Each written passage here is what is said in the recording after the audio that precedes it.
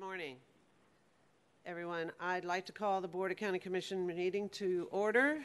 And first, I would like to read two memorandums, which I'll be handing to the clerk when we're done to enter it into the record.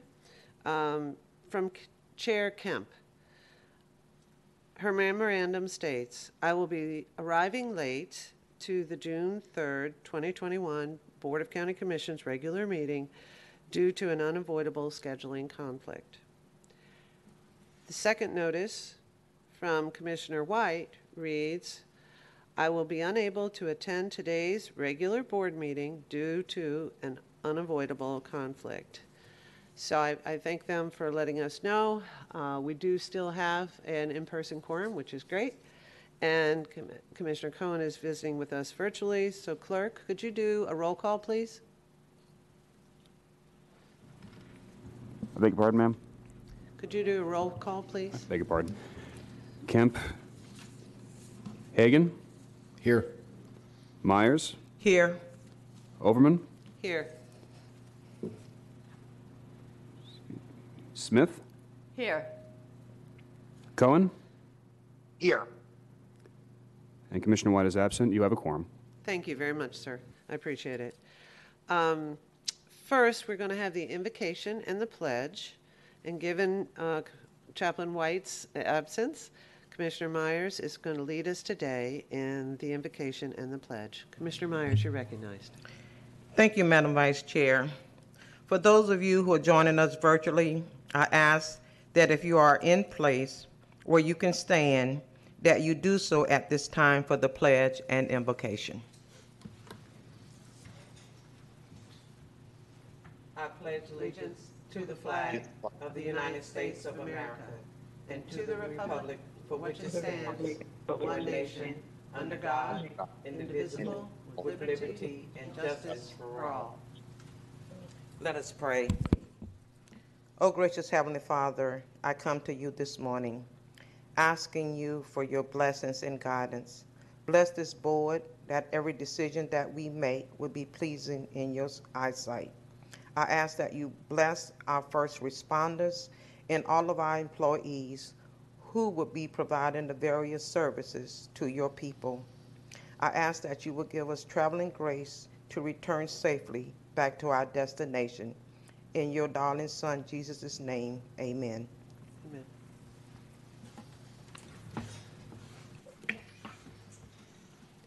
Thank you, Commissioner Myers. I appreciate that. First item on the agenda today is the Ellsworth G. Simmons Good Government Award. This first item is a very special award for both the Board of County Commission and the people of Hillsborough County. It is our pleasure to present the 2021 Ellsworth G. Simmons Good Government Award. The Board of County Commissions established the Ellsworth G. Simmons Good Government Award in 1996 to honor an individual or a group for the significant role that they play in improving government through leadership and vision. The Ellsworth G. Simmons Good Government Award is named in honor of a respected government and civic leader who served 7 years on the Hillsborough County School Board and 21 years on the Board of County Commissioners. Though through Mr. Simmons' effort and involvement in initiatives such as the University of South Florida, Tampa International Airport, University Community Hospital, he transformed Hillsborough County. Since the first Ellsworth G. Simmons Good Government Award was presented to the late U.S. Representative Sam Gibbons in 1997, Hillsborough County has had the pleasure and honor to recognize the achievements and lives of 24 individuals whose lives are dedicated to public service has strengthened Hillsborough County's legacy. Past winners include Florida Speaker of the House H. Lee Moffitt, Judge E.J. Salcinas, Governor Bob Martinez, and Hillsborough County Commissioner Jan K. Platt. Last year's representative was former State Senator Arthenia Joyner. First, I want to recognize the Simmons family and the other members of the Awards Selection Committee. We are very pleased that we continue to have a member of the Simmons family on the selection committee for this award.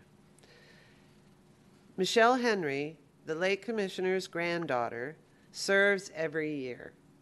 We also thank the other committee members who made nominations and recommended the finalist. We appreciate their service. They are Brenda Thrower, Committee Chair, Freddie Barton, Angela Birdsong, Joe Guidry, Norma Henning, Edith Stewart, and Dee Williams.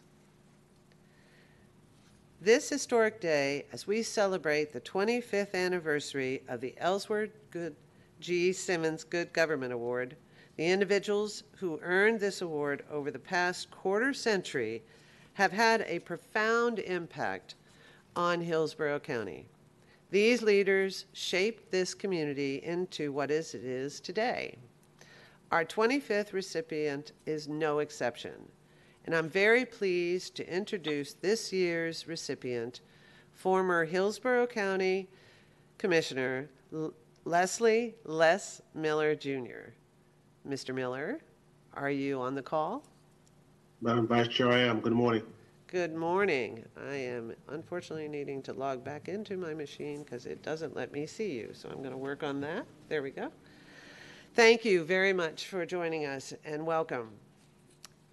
A Tampa native, United States Air Force veteran, and graduate of the University of South Florida, Les Miller Jr. has served his country, his state, and his community with distinction. The following service in the Air Force as an administrative specialist, he enrolled at USF, where as president of the Student Government Association and the Black Student Union. He graduated with distinction with a degree in political science. Mr. Miller began his career in the private sector with the Tampa Electric Company, but public service was his calling.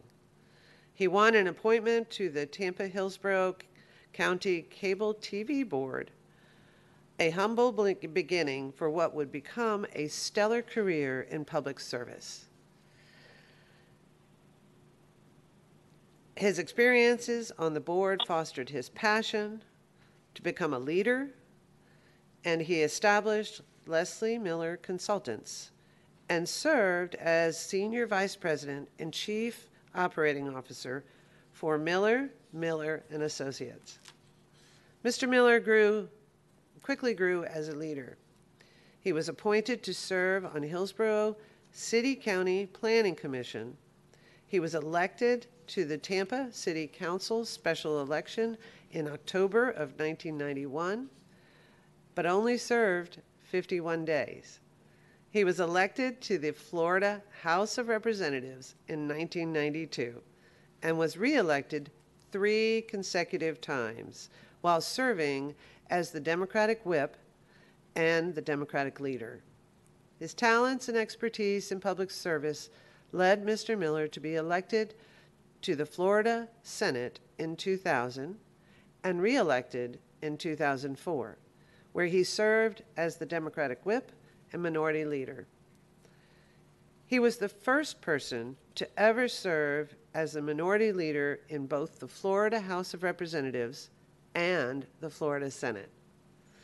During his tenure in the legislature, his efforts led to the passage of key pieces of legislation. For example, he championed the H. Lee Moffitt Cancer Center, assuming that gavel from the acclaimed facility's namesake. He also filled and helped pass a bill that allocated a portion of the state's cigarette tax for the Moffitt Cancer Center research and care. These efforts continue to have a major impact on our community, and especially on the lives of the many patients and families that Moffitt serves as they fight cancer. This is an incredible legacy for which you should be proud. But Mr. Miller didn't stop there. In 2010, he was elected to serve District 3 on the Hillsborough County Commission Board of Hillsborough County Commission. He was re-elected 2 more times before retiring in 2020, further demonstrating the community's trust in his leadership. During his tenure, he helped pass initiatives that had significant positive impacts on the county he loves. Mr. Miller fought tirelessly against bigotry and racism, ensured residents have clean drinking water and parks, and used his institutional knowledge and life experiences to build bridges and consensus. Most notably, Mr. Miller was selected as chair of the Board of County Commissioners 3 times, a testament to his fellow board members' confidence in his ability to lead and to inspire his community, skills that were especially needed in the early days of the COVID-19 pandemic. Outside of his professional life, Mr. Miller serves as a member of many diverse service organizations, including the Free and Accepted Masons, Prince Hall affiliate, the United Supreme Council, D.C., Southern Jurisdiction, Prince Hall affiliate, AASR, for the 33 degree of Freemasonry, Kappa Alpha Psi Fraternity, Inc., the Tampa branch of the NAACP, the Ancient Egyptian Arabic Order Nobles Mystic Shrine of North and South America and its jurisdictions, Prince Hall Shriners, and the Urban League of Hillsborough County Board Directors, just to name a few. His sense of challenging work and compassion and fair play was publicly recognized when Florida A&M University bestowed him the Honorable Doctorate degree in Humane Letters in 2005. As he continues his journey toward retirement with his wife, Gwendolyn, his 4 children, his 6 grandchildren, Lesley Les Miller Jr. will be known as a dedicated, effective public servant, and we will always appreciate the hard work and sacrifices he made to help make Hillsborough County a great place to live, work, and play. Mr. Miller, you have provided tremendous leadership to our county and state over the years. For you to be the winner of this honor during the award's 25th anniversary further illustrates how significant your accomplishments have been to our wonderful, wonderful county. Your service to others is an example to all of us and embodies the spirit of the Ellsworth G. Simmons Award, Good Government Award. It is my privilege to recognize your achievements today. In addition to the trophy that you have received, your name will be added to a perpetual plaque displayed in County Center that lists all 25 Ellsworth G. Simmons Good Government Award winners. And I and all of us are truly grateful for the work you've done for Hillsborough County. Congratulations. Would you like to say a few words? Madam Vice Chair and board members, Ms. Wise, County Administrator, staff, the committee, and all the present, thank you so very much. It's an honor and a pleasure to be here. Staff told me to show the award. Here it is. I have it.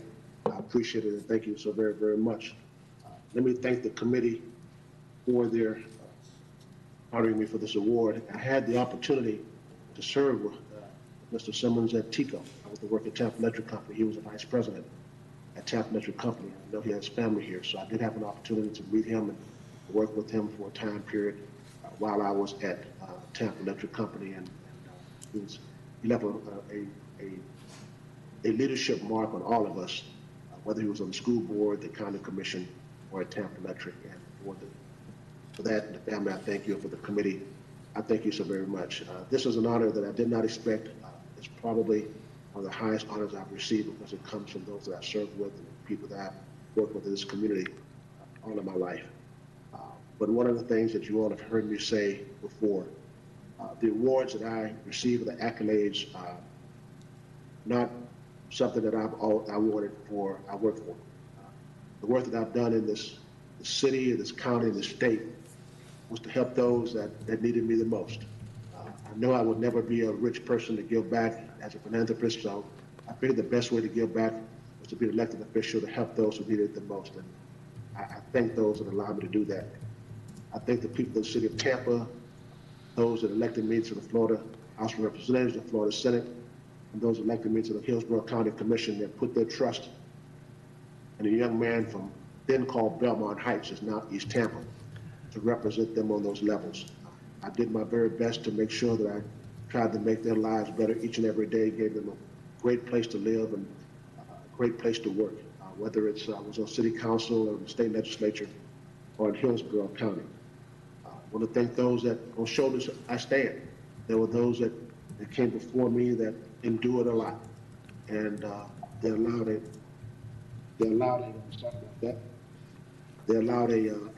person.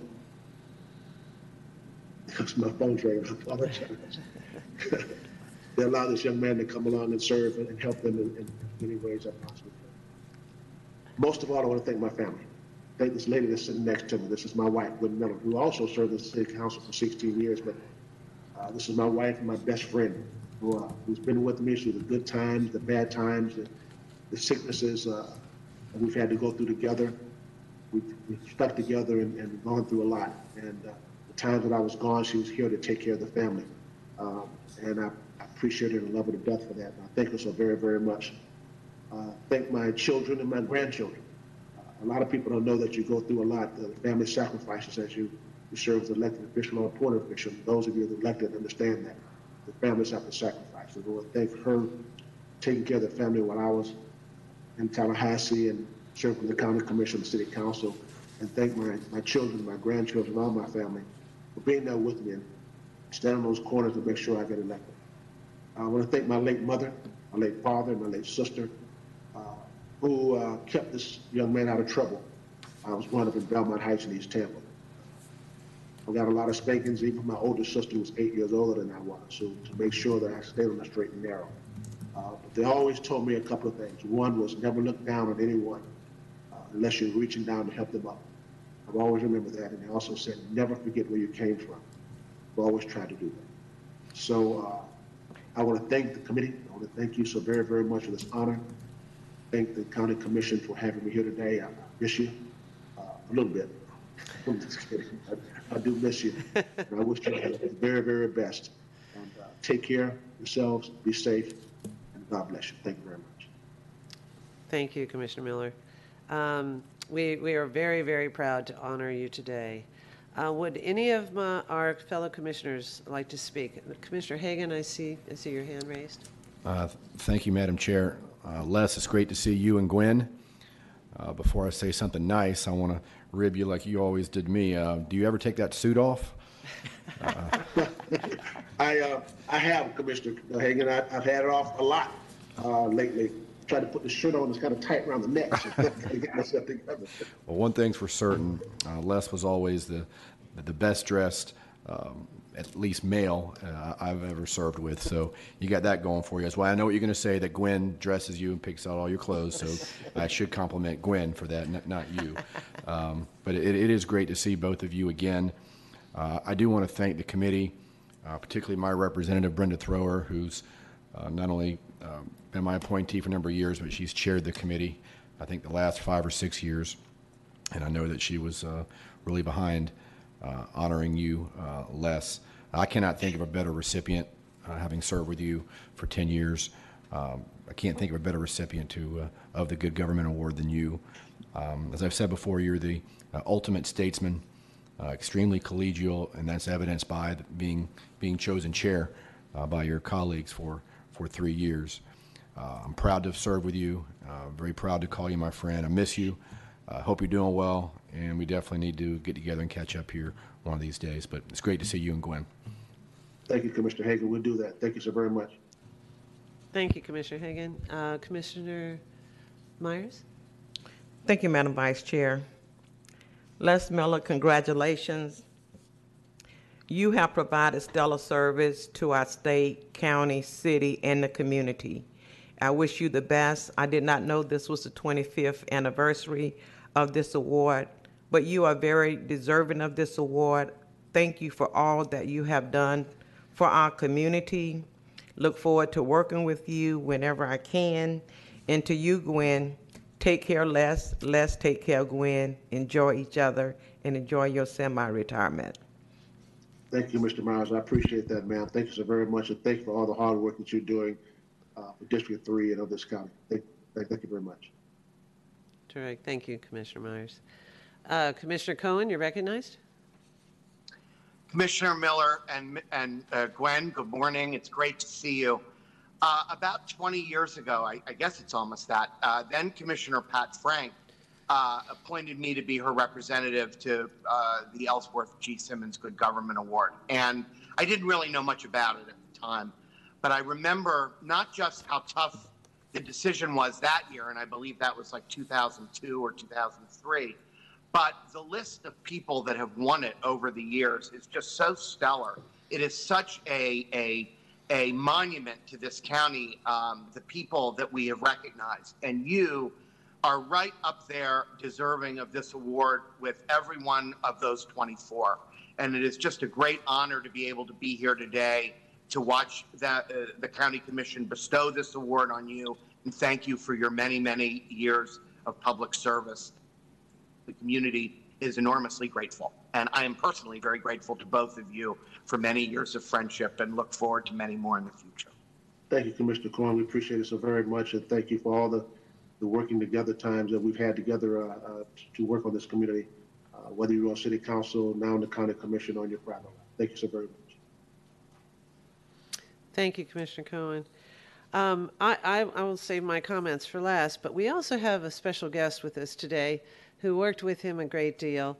And so we have the EPC Executive Director, Janet Doherty, on the line. Janet, would you like to say a few words? I would, Commissioner, and thank you for allowing me to say a few words. Good morning, Commissioner. Good morning, Councilwoman. So great to see you. You look wonderful. Les just celebrated a birthday in April, and we got to talk a little bit on his birthday.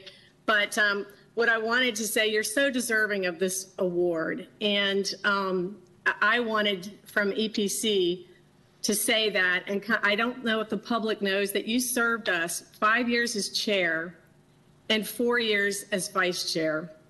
And you always supported not only the agency, our employees, but the protection of the environment. You understood, Commissioner, the importance of clean air and clean water.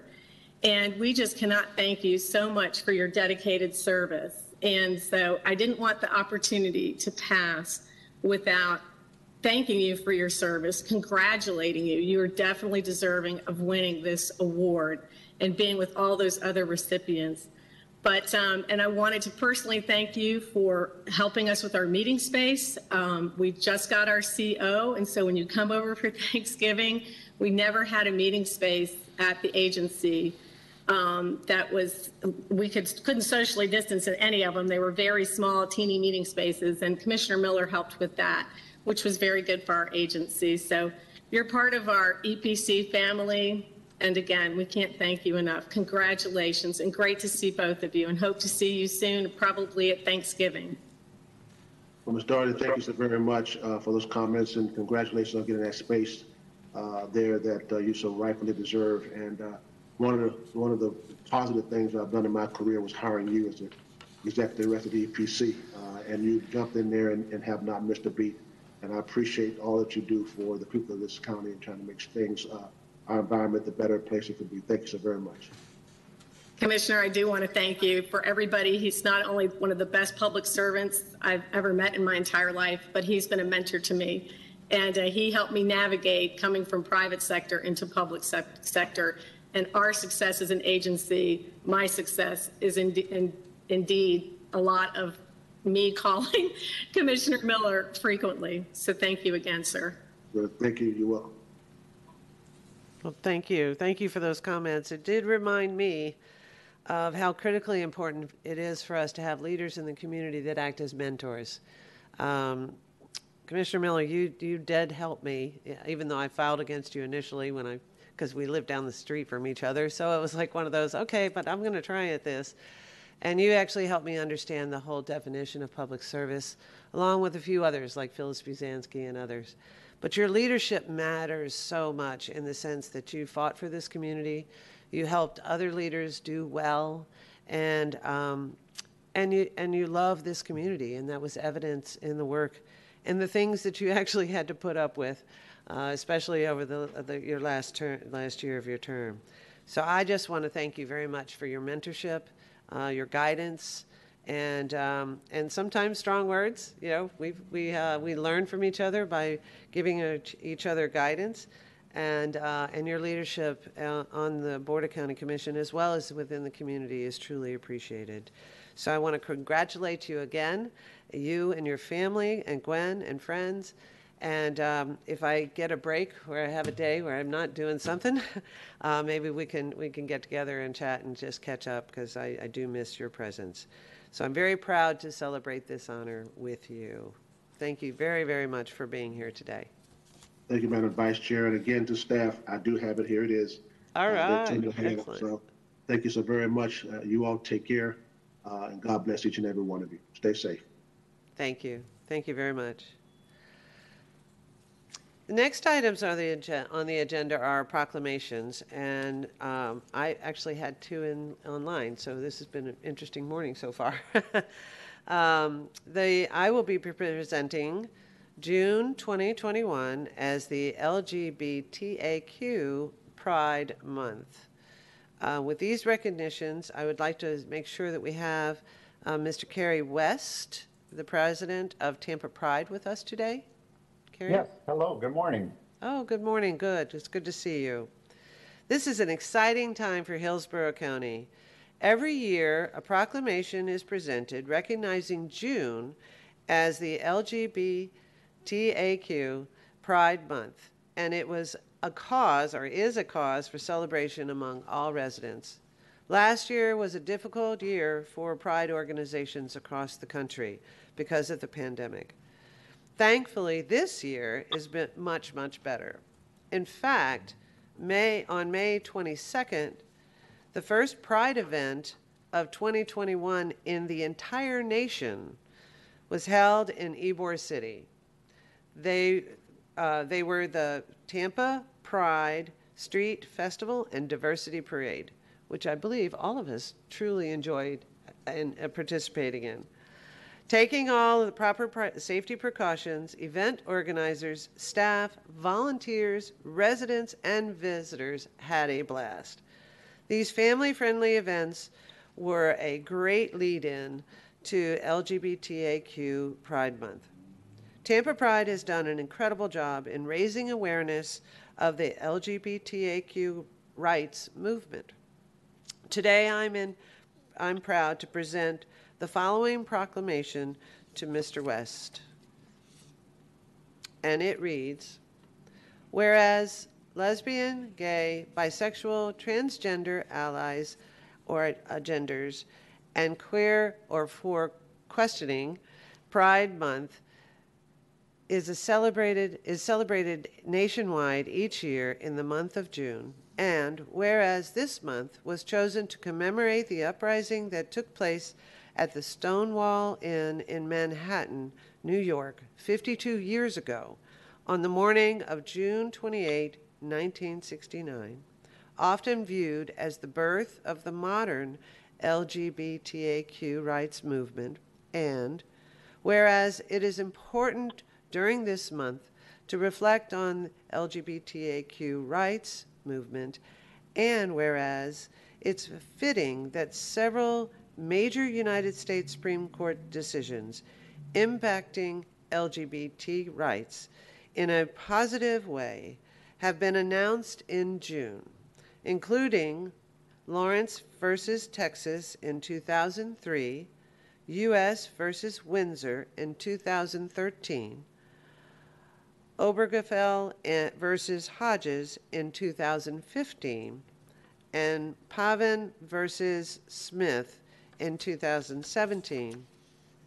And whereas this extraordinary progress, LGBTAQ Americans still face discrimination simply for being who they are. And whereas Hillsborough County stands with the LGBTAQ community in the struggle to ensure equal treatment for all and to defend and advocate for LGBTAQ rights as plain human rights. And whereas after June 12, 2016 mass shootings at Pulse in an Orlando nightclub, communities throughout the nation came together to honor the victims of tragedy, which included 49 people who were killed and 53 others who were wounded, many from Hillsborough County. And whereas Hillsborough County and area cities are now partner in Tampa Pride, and whereas on May 22nd, the first Pride events of 2021 in the United States were held in Ybor City, the Tampa Pride Street Festival and Diversity Parade, shining a bright national spotlight on Hillsborough County and bringing attention to all the hard work and volunteers who made these events happen. And whereas Hillsborough County will continue to be a county where all people, regardless of their sexual orientation, gender identity, or gender expression, are treated with dignity and respect, as evidenced by the rainbow flag proudly flying outside the county center during the month of June. Now, therefore, be it proclaimed that the Board of County Commissioners of Hillsborough County, Florida, does hereby declare June 2021 as LGBTAQ Pride Month in Hillsborough County, and encourages all residents and visitors to eliminate prejudice wherever it exists, and recognize and respect those who are dedicated to providing safe and inclusive community in Hillsborough County. Executed this third day in June 2021. Mr. Carey, would you like to say a few words? Yes, thank you very much. Our success was a positive effort by being on national news. NBC with nightly news was covered, and it was the nightly news on NBC was covered, and that is the best thing you could possibly do as a positive effort by going and talking and speaking of Hillsborough County in Florida and saying that it was not a problem by noticing what's going on, but having a positive effort by being in Hillsborough County in the state of Florida with a positive message to all the country. We greatly appreciate that, and a lot of other things that we are looking at and going in a positive direction. Yes, Pulse nightclub is very important. That is one of the nicest things that we could possibly go and try to remember by the shooting. And a lot of people from Hillsborough County were killed, maimed, and that is something that has to be remembered. We also look at right now that this is something that is worldwide. We're looking at the 42 people just recently, within the last month, that were slaughtered in South Africa just because they were gay and lesbian. I'm on the board of the Pride, and we're working and making note that this is a country that is very positive and very, very workable, but we have to make note that these are the things that are happening in our world today. World Pride is a worldwide pride, and we welcome everybody, and we thank you very much as Hillsborough County members for coming out and helping celebrate the first great big post-COVID event in Hillsborough County and the world, and actually not in the world as much as it is in the United States, in Hillsborough County and in Ybor City. So thank you for raising the flag, and we greatly appreciate everybody being out there and shining the stars of brightness in Hillsborough County and in Ybor City. Thank you very much for this proclamation from all the people, LGBT, and all the allies. Thank you. Thank you. And I will say, I think we made history that day because we had 6 commissioners in a parade, in an event, which I think is, yeah, I think we had, you were there? Yeah, I think we had a 6. I think all of us were there. So the good news is we had we had five commissioners, but we had, I think, the most commissioners ever in a parade. And I'm very proud of this board that really takes diversity and inclusion seriously. Thank you, Mr. West. I really appreciate that. We also wanted another special guest to join us today, but unfortunately she was not able to make it. Her name is Ashley Brundage, and she is the Vice President of Diversity and Inclusion for PNC Financial Services here in Tampa. Still, Ms. Brundage was kind enough to take the time to make us a short video, which I'm happy to share with everyone. Can we show the video now? Hi, my name is Miss Ashley Brundage, and I use she, her, hers pronouns.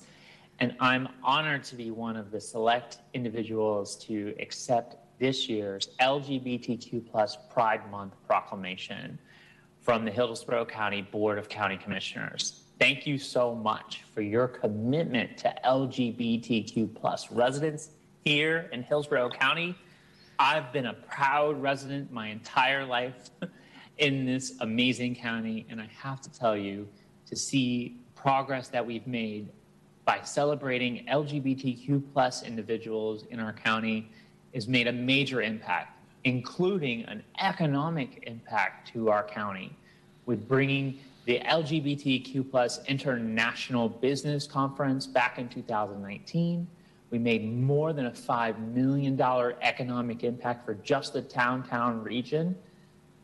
That's the work that makes a major, major connection for our county. And don't forget that LGBTQ+ business economic buying power across the United States is an estimated $1.7 trillion, which would be the 10th largest economy in the world on its own.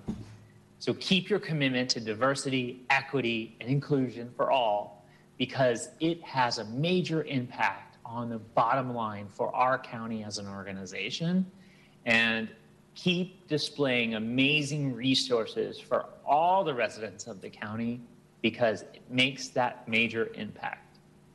So thank you so much for your commitment. I was honored to be here virtually and accept the Pride Month proclamation, LGBTQ+ Pride Month for all. Bye. Wow, well done. That was great. Thank you very much, Ms. Brundage, when you get a chance to watch this later. I really appreciate everyone's effort in this today, and I have one more proclamation, and thank you, Commissioner Kemp, for joining us. Yes, I'd just like to also, it's great that the LGBT, that we're raising the flag, and I've said it before, I just remember those days. I was actually an aide to Commissioner Castor, and as an aide was in the office watching when Hillsborough County declared that we couldn't celebrate gay pride anymore, small g, small p, and we had a decade of a lot of pain and associated with that, and bad times, and so it's just such a switch, and it's really wonderful. And I heard you had mentioned the 5 commissioners. Even when I first became a commissioner in 2016, I believe I was the only commissioner in the parade for a couple of years. So, and so it's really nice to have just the showing that we had as a commission, as a county, for this. I think it's a real sea change. So that's. Yes, it is. We look forward to the future. Are there any other commissioners that would like to say something? I didn't ask. My apologies. I too. I wasn't in the parade until I got here. But it was always a family affair, kids, the parents, grandchildren, we all came out for the affair. So, because it really, truly is a celebration of inclusion. So thank you very much for everyone for this today. The second proclamation today is for Caribbean American Heritage Month. Mr. Francis Joseph is the chairman of the Caribbean American National Development Organization, and I believe he's here with us today for our recognition. Mr. Joseph, are you present? Yes, Commissioner, I'm present. Excellent. Thank you so much. Good morning. Good morning. The Caribbean American community has contributed much to Hillsborough County for many generations. The Caribbean I'm trying to monitor this Hillsborough County meeting. I'm sorry, excuse me? I think, yeah, we got.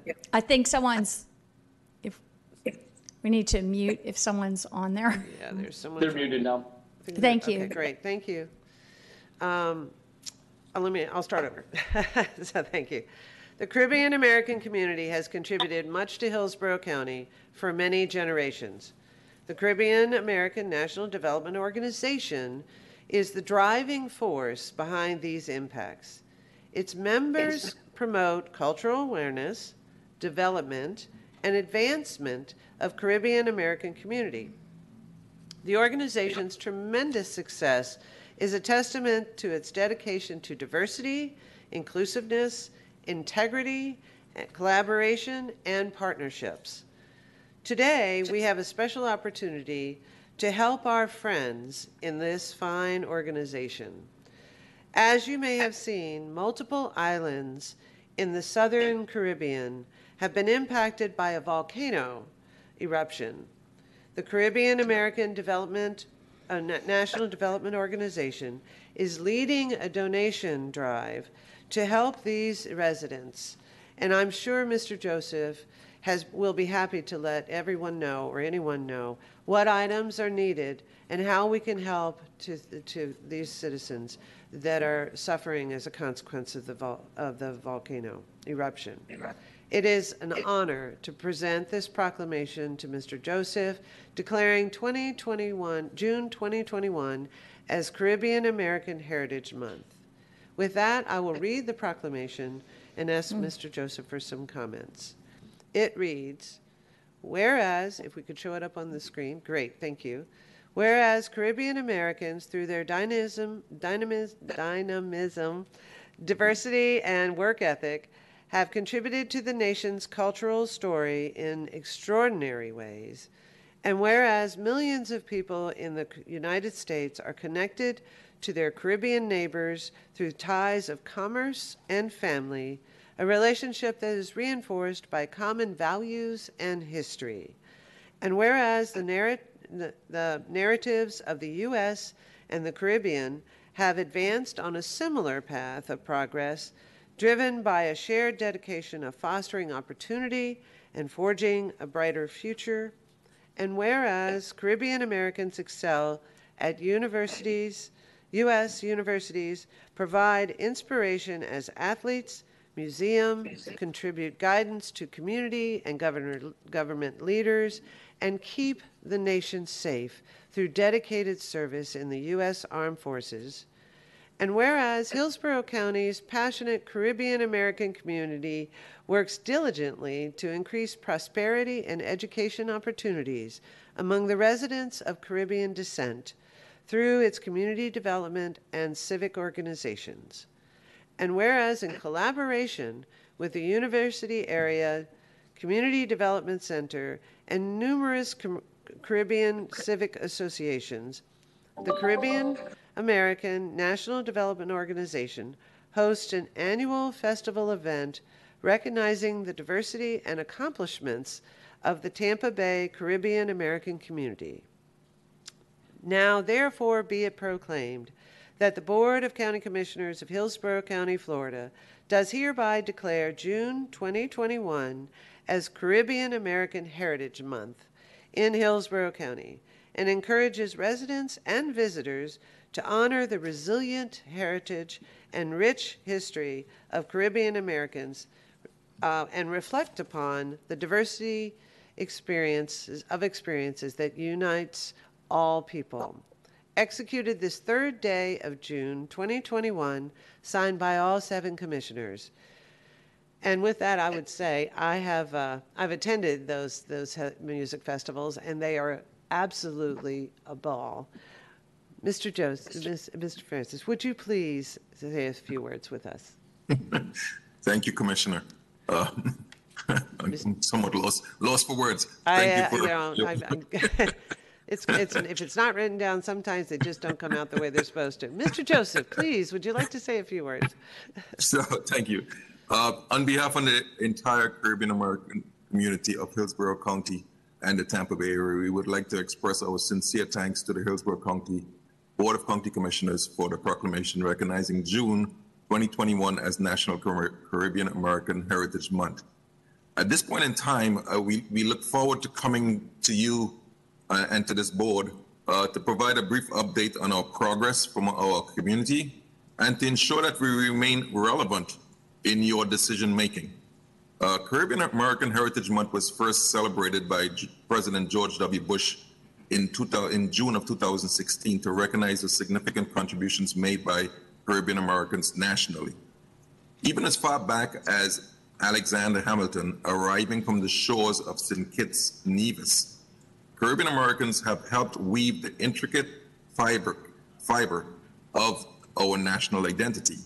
We serve in every industry and segment of our American society. And as stated last year, we are Democrats, Republicans, and Independents, and we all vote. This year, regardless of our personal political affiliation, we have even more pride with the election and inauguration of Vice President Kamala Harris, along with her, Secretary of Homeland Security Alejandro Mayorkas, Secretary of Education Miguel Carona, all of having Caribbean ancestry and are contributing to the highest level of their leadership role. It's hard to believe that it's been over a year since we've last saw each other, when former Commissioner Les Miller sponsored our proclamation. And we would like to take this opportunity to be one of the first to congratulate him on his Recognition of Good Government Award that he just received. Today, we graciously thank Commissioner Kim Oberman for sponsoring us for this year's recognition. Since we last spoke, just as many other organizations, as a result of the pandemic, as with other businesses, professionals, nonprofit organizations, and community organizations, we too were forced to take a pause of activities and advancing new initiatives. However, this pause was not without benefit. Our community used this opportunity to go back and re-examine our missions, to realign and foster better collaborations within our organizations and with our community partners at large. In the Tampa Bay community, just as stated by Commissioner Oberman, we have several Caribbean organizations that functions independently, serving individual island constituents, yet we collaborate as needed. For instance, through the collaboration of the USF Health, we were able to assist over 300 senior citizens in the minority community to receive their shots when the coronavirus vaccines rollout was initiated. The U.S. Census also recognized our community for participating in the 2020 census. This was very important, not just for us, but for you as well, for when going for funding, which should be allocated to Hillsborough County. In the area of disaster recovery, as Commissioner Oberman mentioned, in 2017, we created a coalition within the Caribbean organization groups called Tampa Cares to support disaster relief in the Caribbean region. This year, despite dealing with the COVID-19 pandemic, the community rallied to provide support for the volcano disaster relief in St. Vincent and the Grenadines, where over 6,000 pounds of donations were collected and sent. That those islands continue to recover. The agriculture area in the islands were impacted significantly. So food, the natural agricultural food is being impacted, and that too is one of our major area of need for providing support. So we appreciate everyone who can assist us. We have worked with Commissioner Oberman for identifying a location where we can do drop-offs. And we have a website that is dedicated both on our social media and our Can Do Facebook page for providing donations to support the relief efforts. As we look ahead, we are preparing for an opportunity for establishing an office with the University Area Community Development Organization with their Harvest Hope Cultural Campus. We will leverage this location as a home base to better collaborate and serve the community. We also look forward to bringing our economic and cultural diversity as a growing partner to the county and to Tampa Innovation Partnerships Uptown Development Initiatives. So to conclude, on behalf of the entire Tampa Caribbean community, we would like to thank you for recognizing us and providing this award. And we look forward to your continued support as this segment of the population continues to grow and mature in our beloved community that we now call home. So thank you to the entire board. Thank you, Mr. Joseph.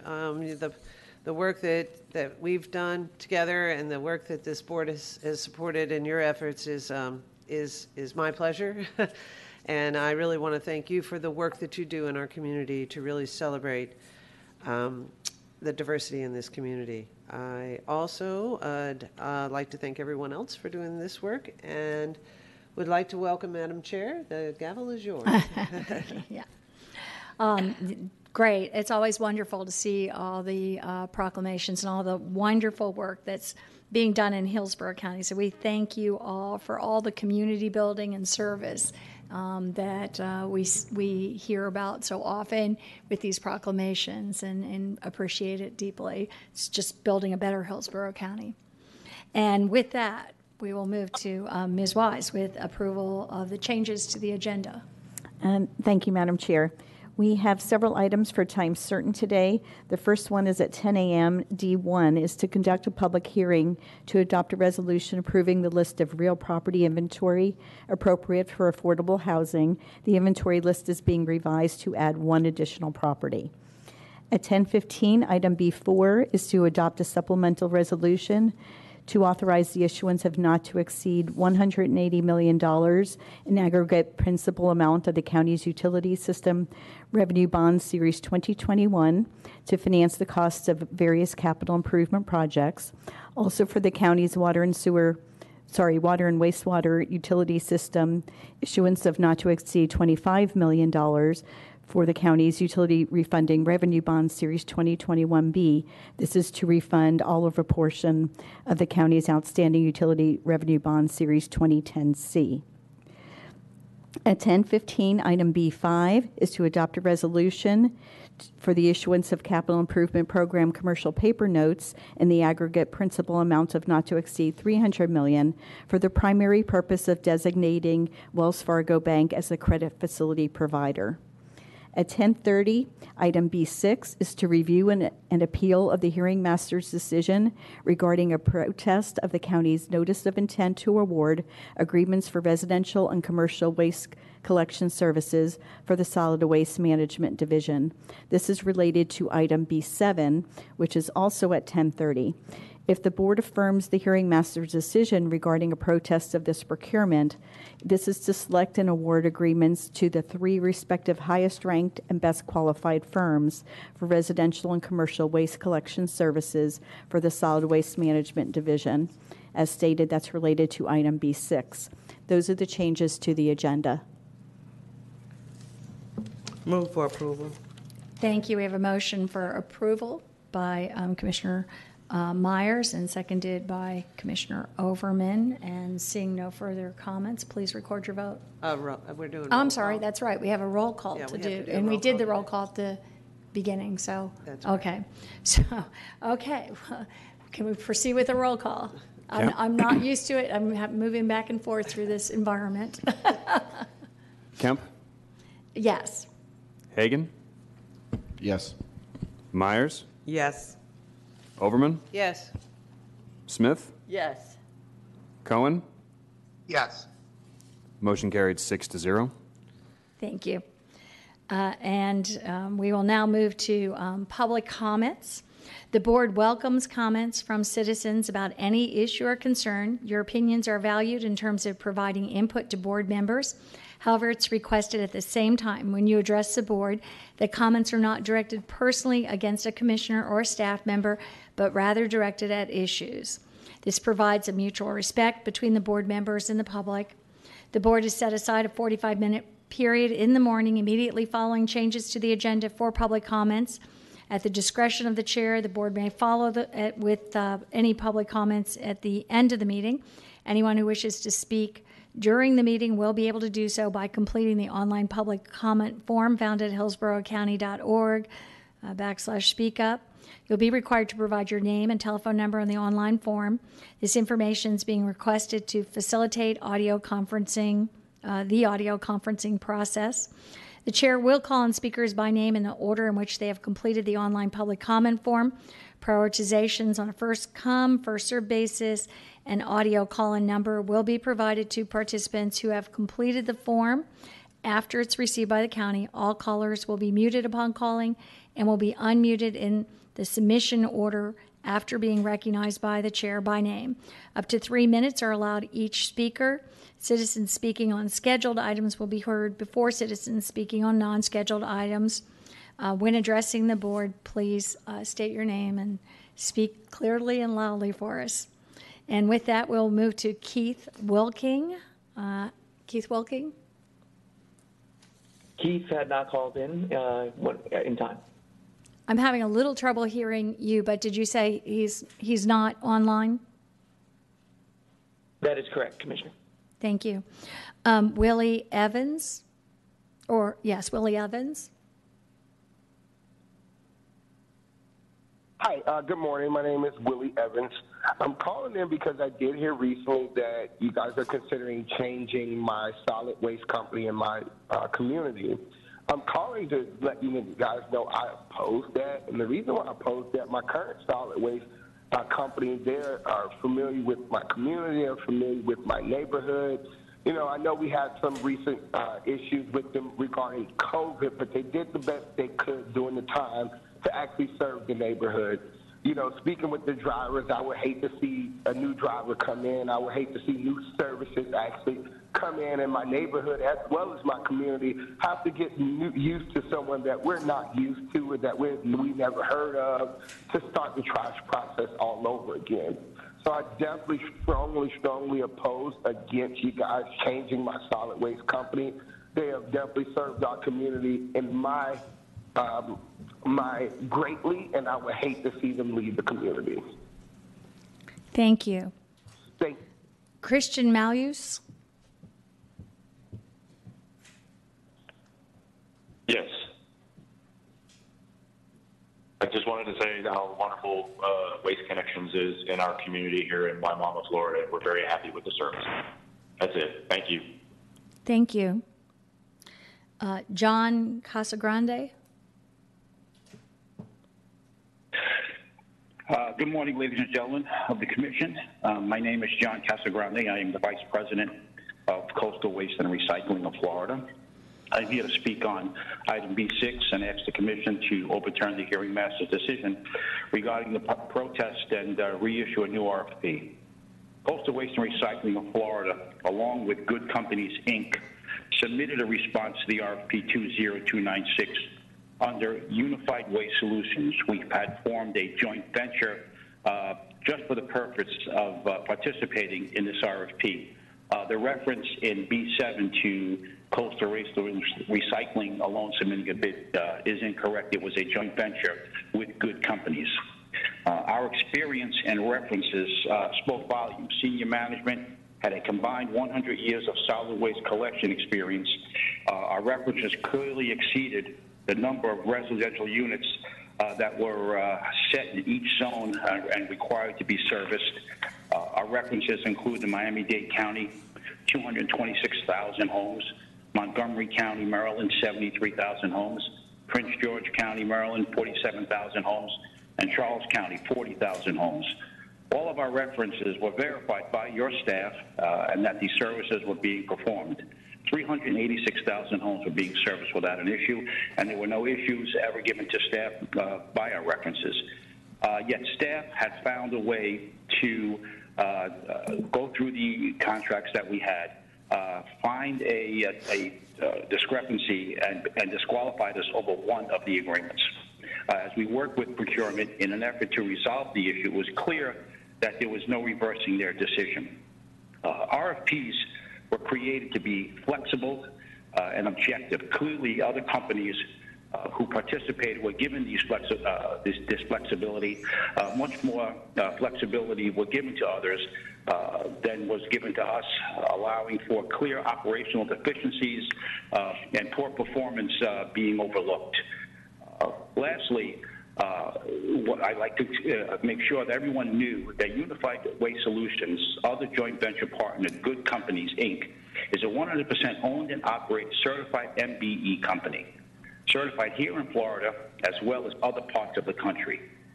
Hillsborough County failed to use this RFP to bring inclusion and diversity to one of the largest contracts, if not the largest contracts in the county, but staff chose not to. RFPs give every municipality the ability to choose, allow, and approve whatever gives the best results and accomplishes the goals of that municipality. I ask that the Commission rule in favor of the protest, overrule the hearing master decision, throw out the RFPs, and reissue the RFPs. Thank you. Thank you. Paige Drummond. Hi, my name is Paige Drummond. I'm here today because animal control's inconsistent policies have proven unable to uphold state safety. Last December, my fiance was walking our dog Finn when our dog was killed in an unprovoked attack by a 150-pound mastiff. He charged across the street with a single bite and shook our Finn to death. Many tried to get the dog to release Finn, but because of the dog's massive size, he was only released when the bite dog decided to. We called animal control the next day, and the dispatcher said we're aware of this dog. And even though Finn wasn't the first victim, we thought he'd be the last. But evidently, current internal policy allows otherwise, since this dog has yet to be declared dangerous. Florida's dangerous dog statute considers it dangerous if the dog has either once caused death or severe injury to a human, or if it twice caused death or severe injury to a domestic animal. In 2017, the same bite dog was in a dog park when it attacked a 65-pound golden retriever, causing sutures. Animal control was called, but no citations were issued after the bite dog owner became unresponsive, despite victim statements and injury photos. We were told they don't issue citations that are he said, she said, and Animal Control has also said they consider dog parks at your own risk. After looking through court records, we realized both reasonings are inconsistent with other cases. In 2018, the bite dog was at the same park when it pushed through two gates to attack a pregnant woman and her dog approaching. Both women and dogs suffered severe bite injuries. Again, initial testimony and photos were submitted. Citations were issued this time, despite this also being a he said, she said. But after being harassed by the bite dog owner, the victim would not cooperate, stating she feared that the owner would retaliate against her family. So the charges were dismissed. In 2019, a small dog briefly ran out of his house and was attacked and killed by the bite dog being walked nearby. Because the small dog is considered at large, no citations were issued. And so in 2025, now our story is just one of many. Animal Control has never been able to contact with the bite dog owners for our case. Each past testimony reports that the bite dog owner never helped and just watched. 4 attacks in 4 years. One for every year this dog has been alive, and while showing an obvious pattern of escalation. Animal Control told my fiance to shoot an approaching a dog in the future, and after speaking with neighbors, we realized that Animal Control has also been suggesting to other victims to shoot on site. This not only puts even more human life at risk, but opens up victims to extreme liability, since there is no Florida law that explicitly allows that. If these dogs were being flagged correctly in the first place, it wouldn't be the community's cross to bear. The past months, we spoke with our neighbors, lawyers, and other animal control departments in the state and realized that this county's lax policies are not only below the expectation of state law, but unnecessarily risk public safety. We grieve the loss of our Finn every single day. But what has proven to be an even greater heartache is that we know this will happen again and again without proper policy. Sorry, your time is up. Your time is up. I'm sorry, your time is up. And Ms. Wise, did you? And we'll follow up. Mm-hmm. There will be follow up. And finally, Timothy Pierce.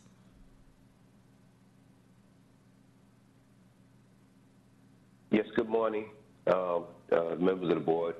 I'm calling in trying to find out why there's so much construction being done. I know we need affordable housing and stuff like that, but as you constantly build, you limit our water supply, and the water supply is very bad here in Hillsborough County, especially here in the Riverview area. All of these homes that are being built, and no one thought of the distribution of water coming from one place where there should be another plant close by where we can obtain this water and stuff like that. The infrastructure here in the county is so bad that it needs real improvement. Other than the roads and stuff like that being repaired, that's good, and the building, you know, the bridges and the highways and widening and stuff like that. But the issue is we have a lot of people moving here to Florida because it's a wonderful place to be, and I would like to continue to see Hillsborough County and the city of Tampa continue to grow. And the only way we can do that is to fix all the bad infrastructure that we have, you know, and basically that's a whole scenario here. I mean, it's constantly building. I don't know if the builders are being responsible for paying their fair share or either contributing to building a new water plant closer to service this area. Because right now, the water is very limited. And just recently, I read an article about the building and infrastructure from Harvard, and saying, you know, that the more people that migrate and move here to the city of Tampa and Hillsborough County and stuff like that, that our water supply is very limited, it's very scarce. So I just trying to figure out what are we doing about that. Thank you for listening. Thank you. We appreciate that input. Yeah, we've rarely heard it. Thank you. And so with that, we will move to the consent item, or the consent agenda, excuse me. Do we have a motion? Second. Commissioner Smith made the motion, and it was seconded by Commissioner Myers. And with that, if we can have a roll call vote. Kemp? Yes. Hagan? Myers? Yes. Overman? Yes. Smith? Yes. Cohen? Yes. Motion carried 5-0. Thank you. And now we are on to our regular agenda. Not too late, 10 after 10. Pretty good. Ms. Wise. We are on our first public hearing. This is item D1. This is to conduct a public hearing to adopt a resolution approving the list of real property inventory for affordable housing. Cheryl Howell, Affordable Housing Director, will open the public hearing. Good morning, Commissioners. Cheryl Howell, Affordable Housing Director. So good to be here this morning.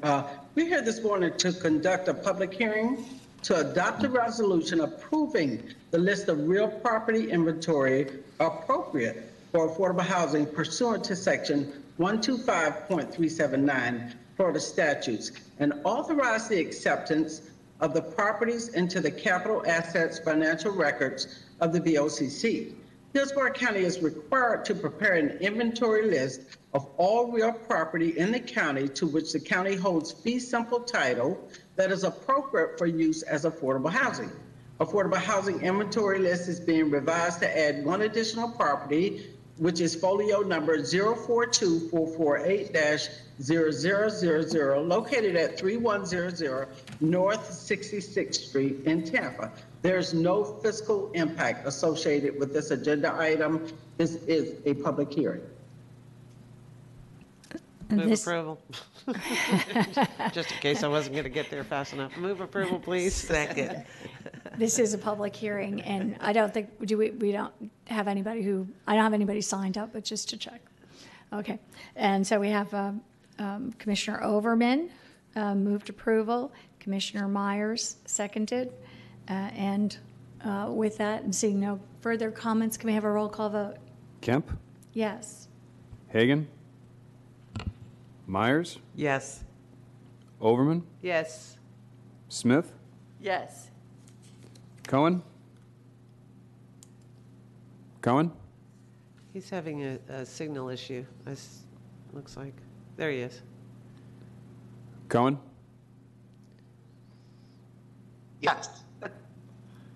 Motion carried 5-0. Okay, thank you. Thank you. Ms. Wise. We have just a few minutes before our 10:15 time certain. So if we could jump to the regular agenda. Apologize. The first regular agenda item is item B1. This is regarding advertising a public hearing, and Cameron Clark will take us through items both B1 and B2. Good morning, Commissioners. Cameron Clark, Assistant County Attorney. Item B1 is an item scheduling a public hearing for your June 16th regular meeting at 10 a.m. Regarding amendment to the Mobility Fee Program Ordinance. You'll recall that on May 20th of last year, the board updated the mobility fee study and made other amendments to that ordinance. Subsequently, this legislative session, the state legislature drafted a bill that would have capped annual impact fee increases at 3%, which mattered because the impact fee rates were being phased in for mobility fees, and that's the next item also for park impact fees. So our board on March 25th of this year held a special meeting, a public hearing, to amend the mobility fee ordinance in order to accelerate the phase-in schedule to 100% effective June 30th, predicated on the fact that the bill was set to take effect on July 1st. Subsequently, the legislature made amendments to that bill that removed the 3% cap, but it creates with a narrow exception, it creates a required phase-in schedule for any fee increases, either a 2-year or 4-year phase-in, depending on the size of the fee increase. It also states that fees cannot be increased by greater than 50%, and it states that you can't increase fees more frequently than once every 4 years, phase-ins notwithstanding. So the action before you is to set a public hearing for June 16th in order to allow us to bring the mobility fee ordinance into conformance with the amended Florida Impact Fee Act. The changes before you are, first, it would unwind the board's action from March 25th and revert the phase-in to the original phase-in that was adopted May of last year. It would change the schedule of mobility fee study updates from every 3 years to every 4 years, and it would remove the cost indexing, the annual cost indexing procedures that are in the ordinance, that have been in the ordinance since 2016, but to this point have not been utilized. I'm happy to take any questions you might have. The underlying point is that since the legislative bill was adopted, they actually moved the effective date of the bill from July 1st to being retroactive to January 1st, which essentially preempts the board's actions subsequent to January 1st, which includes the March 25th public hearing. I'm happy to take any questions you might have. Thank you, Madam Chair. Thank you. And I don't see any questions. Move approval. We have a motion, I believe, by Commissioner Overman and seconded by Commissioner Smith. And seeing no further discussion, can we have a roll call? Kemp? Yes? Hagan? Myers? Yes. Overman? Yes. Smith? Yes. Cohen? Yes. Motion carried 5-0. Thank you. And we need a second vote on B2, I'm Separate assuming? for B2, please. Okay. Do we have a motion? Yes. Move for approval. We have a motion by Commissioner Myers, seconded by Commissioner Smith. And seeing no further discussion, can we have a roll call vote? Kemp? Yes? Hagan? Myers? Yes. Overman? Yes. Smith? Yes. Cohen? Yes. Motion carried 5-0. Thank you. Ms. Wise. The next time certain item is item B4. This is to adopt a resolution for our utility system bonds. Kevin Brickey will take us through this item. Our bond counsel is available for any questions as well if needed. Thank you. Good morning, Commissioners. Kevin Brickey, Management and Budget. Item B4 asks you to adopt a supplemental resolution authorizing the issuance of not to exceed $180 million in utility revenue bonds series 2021, otherwise known as the new money bonds, to fund several major water wastewater capital improvement projects, and to issue a not to exceed $25 million in utility refunding revenue bonds, Series 2021B, to refund the 2010C taxable utility bonds, and to approve the related issuance costs and actions. For the new money component, the competitive sale is scheduled for June 22. The estimated annual debt service is $8.6 million. And for the refunding component, that competitive sale is also scheduled for June 22. And the net present value savings is about $2.2 million or $177,000 from refunding those bonds. These both would be secured by water wastewater system revenues. Thank you. And Move approval. this is okay. Commissioner Overman has moved approval. Second, Smith. Commissioner Smith seconded. And seeing no further discussion, a roll call vote, please. Kemp, Yes. Hagan, Myers, Yes. Overman, Yes. Smith, Yes. Cohen. Yes. Motion carried 5-0. Moving right on. Thank you. Ms. Wise. Thank you. The next item is item B5. This is to adopt a resolution for our commercial paper program, primarily changing our credit facility provider. Kevin Brickey will take us through this item as well. Thank you. Commissioners, B5 asks you to adopt a resolution providing for the issuance of capital improvement program commercial paper notes in amount not to exceed $300 million. This item authorizes staff to replace the current commercial paper facility with MUFG Union Bank with a very similar one with Wells Fargo Bank. A budget amendment also is accompanied this resolution for your approval and realigns the funds necessary to pay issuance costs associated with the new facility and for the repayment reissue of the existing outstanding notes related to the facility change. This is the result of a request for a proposal that was issued by our financial advisor, Prag. We had 10 banks respond, and Wells Fargo Bank was selected on the basis of having the lowest overall credit cost. And we ask for your approval of this item. Move for approval. Thank you. Commissioner Myers moved for approval. Second. Seconded by Commissioner Overman. And seeing Commissioner Overman, you recognize. Thank you. Thank you. And I just want to thank Ms. Wise and the entire financial area of the county. Unlike having to set a public hearing for the item before last, which was based on solid financial practices when we put those mobility fees into place, these last two items actually represents excellent financial stewardship of our financing mechanisms and making sure that we're utilizing and keeping the most effective rates for managing our cash flows for the obligations that the county has. So I just want to thank our staff and county administration for really always looking for the best way to make sure that we're using the capital and our taxpayers' money wisely. Thank you.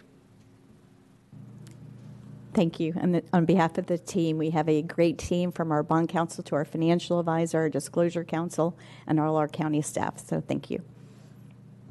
Thank you. And, you know, I'll reiterate that we are really pleased, and I know that, Ms. Wise, you've made looking at the budget really hard and made an attempt to move us away from any short-term credit, which isn't the wisest way for us to go. And it's I very much appreciate that that's a fiscal direction I think that we should be moving in. So it's not something we really put out there, but I think it's good public policy and good for our county. And with that, we are on B5, and we have a motion by Commissioner Myers, seconded by Commissioner Overman. And seeing no further discussion, can we have a roll call vote? Kemp, Yes. Hagan, Yes. Myers, Yes. Overman, Yes. Smith, Yes. Cohen. Yes. Motion carried 6-0. Ms. Wise? And thank you. We'll go back to the regular agenda. We'll be going back and forth here a little bit. I apologize for that. Item B3 is a Head Start grant application, and Dr. Jenkins will present this item. Good morning, everyone. Are you able to hear me? Not very well. We can, but it would be better if you could be a little, can we get the volume up better somehow? now? That's better, yes. Oh, thank you. Dr. Jenkins, Head Start Department Director, seeking approval for the fiscal year 22 Head Start, Early Head Start Continuation Grant Application for federal funding from the Department of Health and Human Services. This is for the period October 1st, 2021 through September 30th, 2022. And I can answer any questions. Thank you. And seeing no discussion, Move for approval. Second. Commissioner Myers made the motion, seconded by Commissioner Overman. And seeing Commissioner Overman, you're recognized. I'll make this very quick. I can't thank everyone for really taking care of our children important. That's been a critical part of our recovery as far as COVID, and Head Start, is now making great strides in getting us back to normal in the work that they're doing. So thank you very much, Ms. Jenkins, for making this happen. You were instrumental in giving us good guidance on how to manage last year, and your guidance and your wisdom and strength in managing through this last year and a half or so, or a year and a quarter, has been instrumental in moving this forward, and I'm pleased to support this effort. Thank you. Thank you, Commissioner. Thank you, Bonnie. Thank you, and thank you from all the board. We've just had such wonderful work on behalf of Hillsborough County by our staff in so many different departments, and you have a especially difficult department all the time, I think. So yes, thank you for your work. And with that, we have a motion B3, motion made by Commissioner Myers, seconded by Commissioner Overman, and seeing no further discussion, can we have a roll call vote? Kemp, Yes. Hagan, Yes. Myers, Yes. Overman, Yes. Smith, Yes. Cohen. Yes. Motion carried 6-0. Thank you. Ms. Wise? Thank you. The next item is Commissioner Overman's item, if you're prepared at this time. For item F1, okay. I'll stall a little bit, give you a minute there. Yep. And this is to direct the county attorney's office and the county administrator to work with interested stakeholders regarding supporting designations of transportation facilities. Okay, very good. Excellent. Thank you very much for the heads up. It's like, okay, flip through the book. Thank you very much. Item F1 is to direct the county attorney's office and the county administration's office to work with all interested stakeholders, including the family of our fallen law enforcement officers, the legislative sponsors, Florida Department of Transportation, City of Tampa, Hillsborough Legislative Delegation, the many local elected officials involved in this process, the law enforcement agencies, and draft and bring back to the Board of County Commission a resolution supporting the designations of some transportation facilities in honor of Sergeant Brian LaVigne and Officer City of Tampa Officer Jesse Madsen. Senate Bill 1716 and its companion House bill passed unanimously in this last session. The legislation honors fallen law enforcement officers from the Tampa Bay area, Deputy Michael J. Magley from Pinellas, if I'm not mistaken, Sergeant Brian LaVigne, and Officer Jesse Madsen, creating 3 honorary designations, and directs FDOT to erect suitable markers for each of our fallen heroes. The legislation requires the appropriate jurisdiction to pass a resolution supporting the designation prior to the installation of the markers. Pinellas County will have a resolution on their agenda honoring the life of Michael J. Magley, a Pinellas County Sheriff's deputy who died in the line of duty on February 17th of 2021. Tampa City Council will have a resolution on their agenda honoring Tampa police officer Jesse Madsen, who was killed on March 9th, 2021, while responding to reports of a vehicle driving in the wrong direction. Reports have said that he put himself in the path of the driver and was struck head-on to protect others on I-275 near Hillsborough Avenue. The legislation designates that a portion of State Road 60 between I-75 and Philip Lee Boulevard in Hillsborough County as the Sergeant Brian LaVigne Road, and that portion of I-275 between East Sly Avenue and East Dr. Martin Luther King Boulevard in Tampa, Officer Jesse Madden Memorial Highway. Our resolutions honor Sergeant Brian LaVigne, who was killed on January 11th, 2021, when his patrol car was intentionally rammed by another vehicle on West Lumsden Road near South Kings Avenue in Brandon. He was killed the day before his last scheduled shift before retirement. This Monday, we honored and memorialized the lives of our fallen men and women of armed services. In a similar fashion, this action today will be another important step in honoring and memorializing the lives of our fallen local heroes. So therefore, I move to direct the County Attorney's Office and the County Administrator's Office to work with all interested stakeholders, including the families of our fallen law enforcement officers, City of Tampa, Hillsborough County Legislative Delegation, local elected officials, law enforcement agencies, and the Florida Department of Transportation to draft and bring back to the Board of County Commission a resolution supporting the designation of transportation facilities in honor of Sergeant Brian LaVigne and Tampa Police Officer Jesse Madsen. We have a motion by Commissioner Overman, seconded by Commissioner Smith. Seeing no further discussion, can we have a roll call vote? Kemp? Yes. Hagan? Yes. Myers? Yes. Overman? Yes. Smith? Yes. Cohen? Yes. Motion carried 6-0. Thank you. Thank you. Ms. Wise.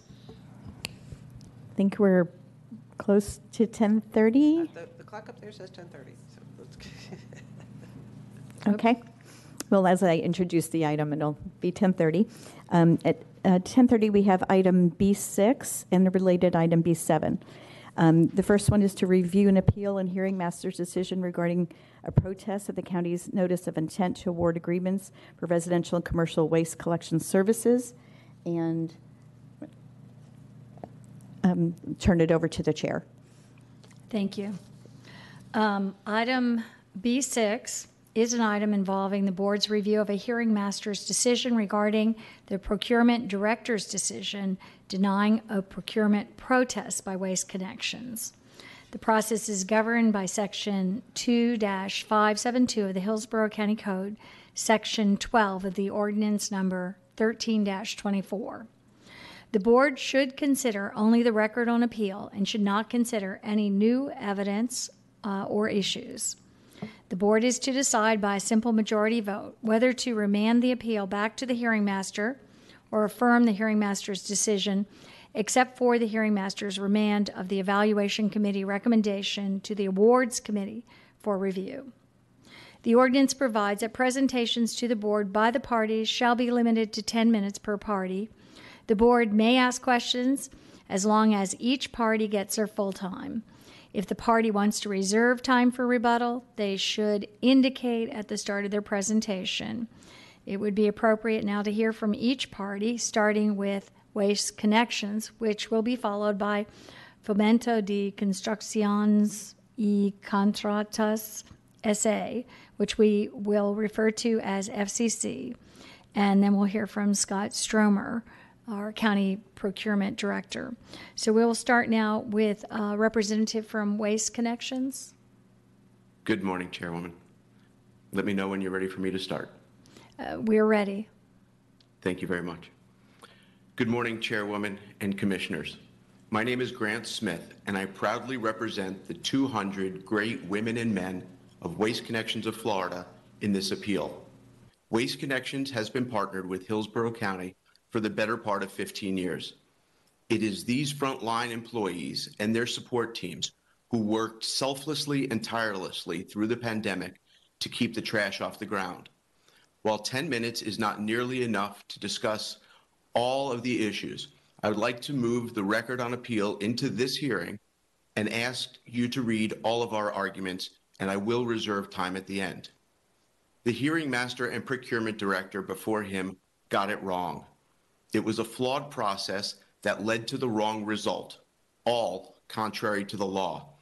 The hearing master's report was so flawed, and it did not comply with your code, such that you could not possibly read the findings of fact and be able to apply any of it to the protest in this matter.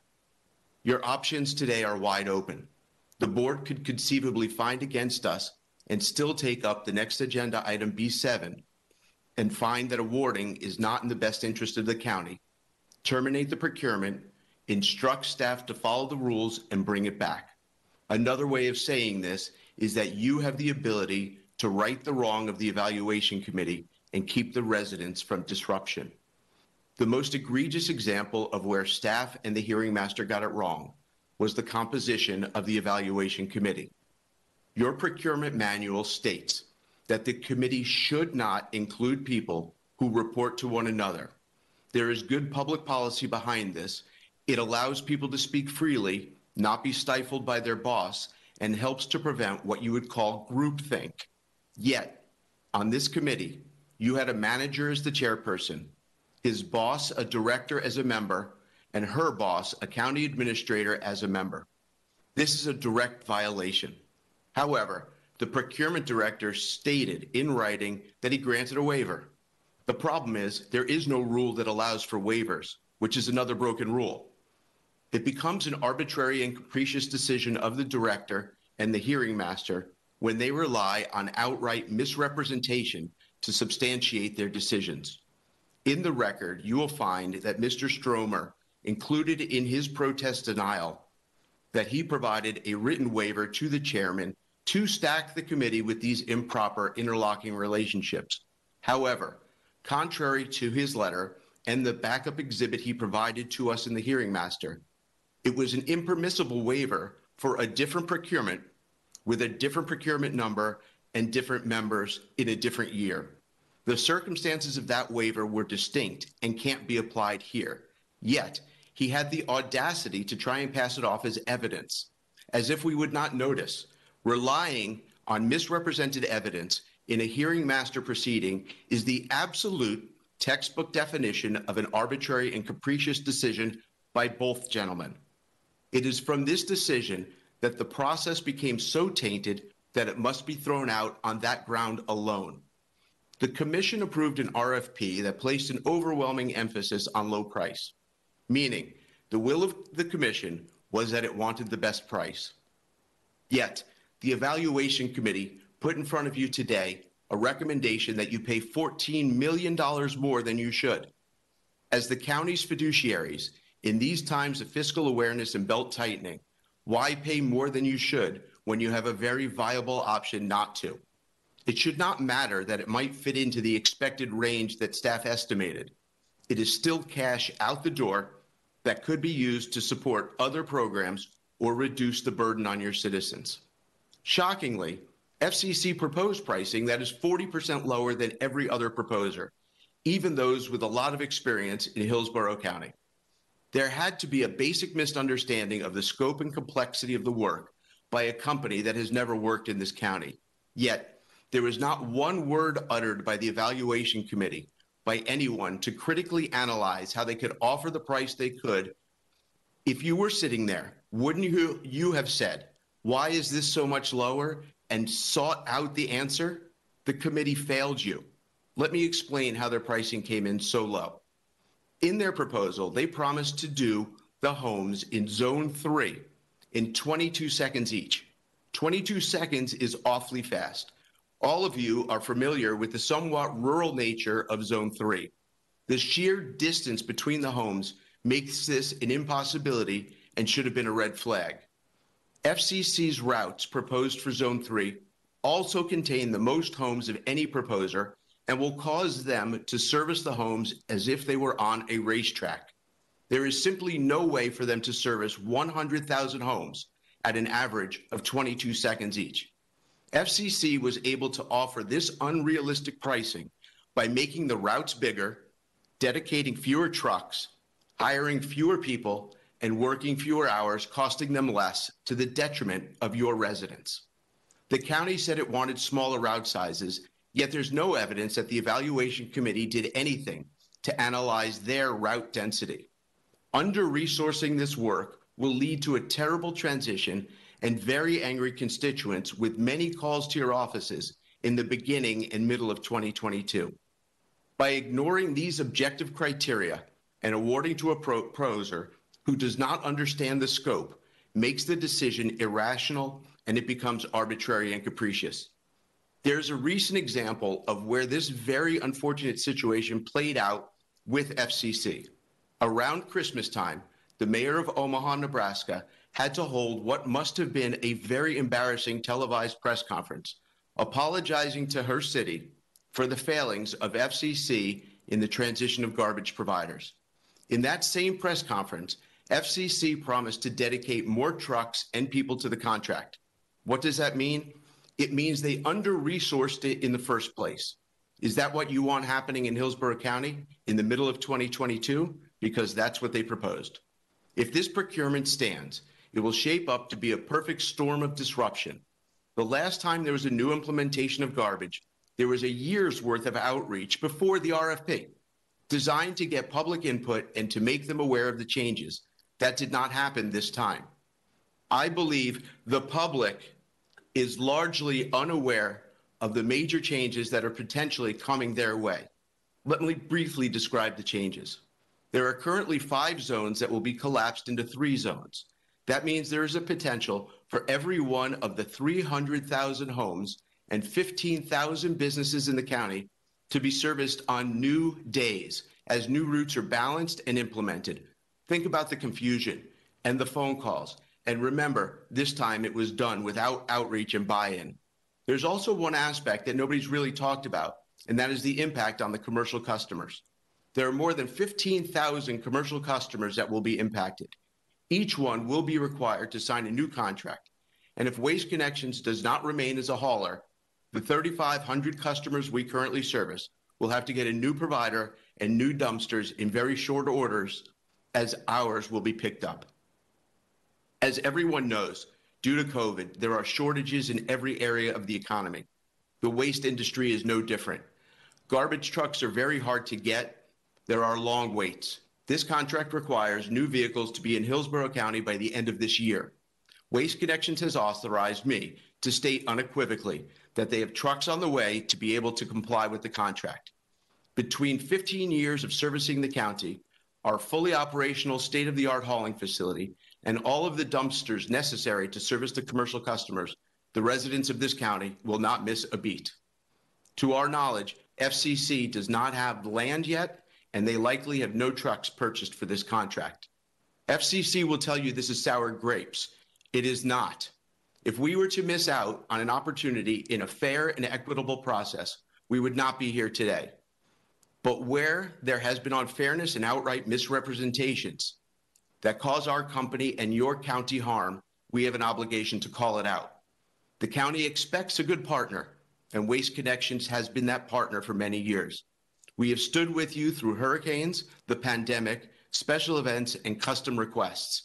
And when we've had service issues, as we did during COVID, we stayed in constant contact with the county, did not accept payment for the missed pickups, and did everything we could to meet our obligations. It was the right thing to do. We stuck to our core principles as a committed partner of the county. Thank you very much. Thank you. And with that, we will move to FCC.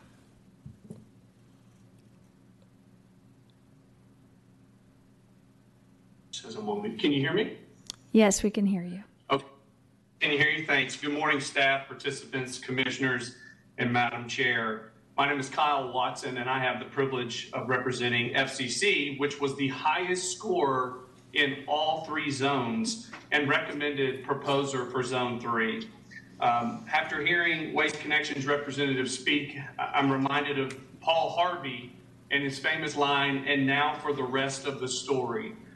What you just heard is entirely incorrect. A true county partner such as Waste Connections would have submitted a fair and complete proposal that is the most advantageous to the county. They did not, which is why they were not recommended for award in any of the 3 zones. And before I get further, I want to congratulate and commend the county on an extremely thorough procurement process and affirm what a top-notch system this is, particularly with respect to due process and allowing such a level of appeal. You are now going to be the 5th body that has looked at this. You had the evaluation committee and all of their countless hours, days, weeks, and months spent on this. Then you had the director's review and decision. You had a hearing master's review and decision and an awards committee. Yet trying to use scare tactics and made up performance matrix and manipulation of data, Waste Connections is trying to undo all of this work in this entire process. Rather than accept the results of a fair and legitimate process, Waste Connections has chosen to gather as much mud as it can and throw it at the county, at FCC, and at the entire process. FCC doesn't propose the impossible or propose anything that would do any harm to the county, but rather quite the opposite. See, this proposal involves 3 main things, and that's trucks, people, and time. Everyone is limited to the same amount of time. We just heard Mr. Smith talk about the risk and time in a racetrack. Every proposer has the same amount of time. And what FCC has done is an extensive analysis and proposed exactly how it would use all 3. And with respect to pricing, at one side of Waste Connections' mouth, we hear that the county should put an emphasis on pricing. But out of the other, they acknowledge that FCC did have the lowest pricing. But that's not all FCC had. On all the other criteria, it almost received a perfect score. It was the top score in all 3 zones. It could have been awarded all 3 zones, but for the RFP only allowing a company to be awarded 1 zone. But importantly, and as the record shows that you've all been provided, there is no legitimate basis to change all these findings and levels of appeal. The burden here is extremely high to show that the evaluation committee, the director, or the hearing master acted clearly erroneous, arbitrary, capricious, fraudulent, or without basis in law or fact.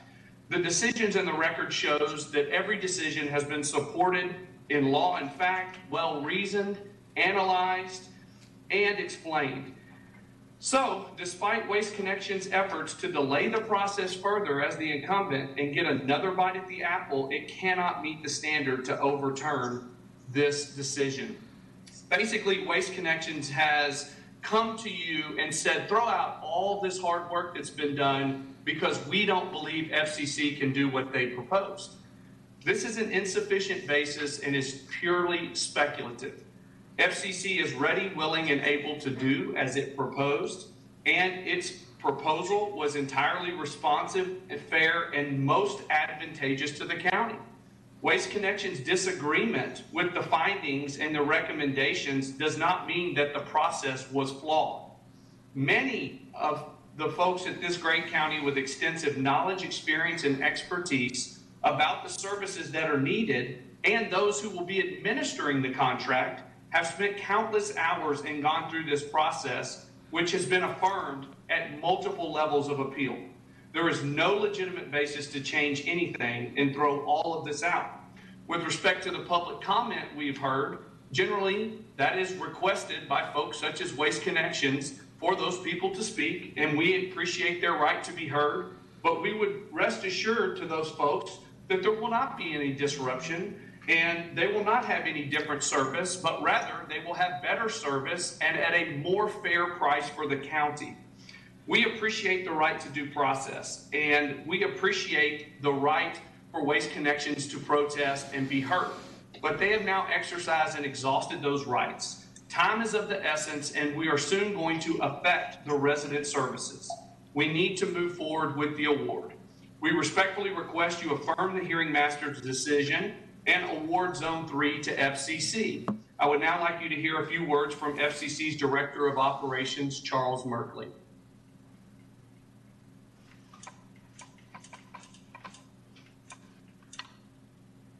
Good morning, Honorable Madam Chair Kemp and fellow commissioners. I'm Charles Merkley, Director of Operations for FCC, and personally I have more than 30 years experience in Florida and 40 years in the industry. We currently span across Florida, serving counties of Polk, Orange, Volusia, Palm Beach, where we provide service to more than 325,000 households and several thousand commercial locations.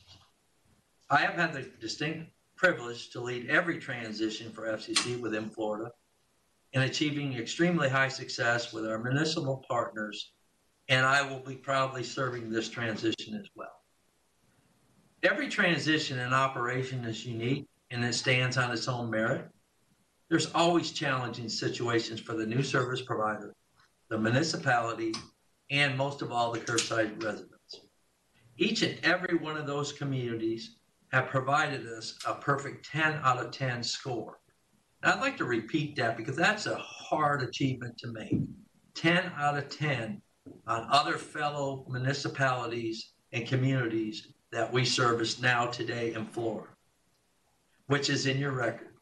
When it comes simply to service evaluations, reference checks, along with written expressions of satisfaction for our company's service partnership in their communities. If we are selected, I would look forward to running the operations through a successful transition within the county and delivering the exceptional service the residents expect and deserve.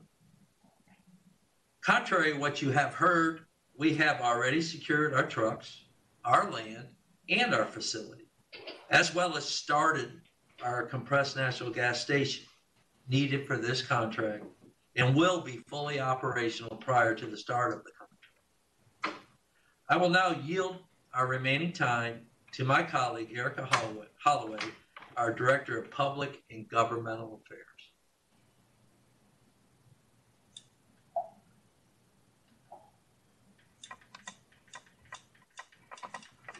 Thank you, Madam Chair Kemp and Commissioners. We thank you for holding this professional and thorough procurement process, and we look forward to the opportunity of serving more Floridians.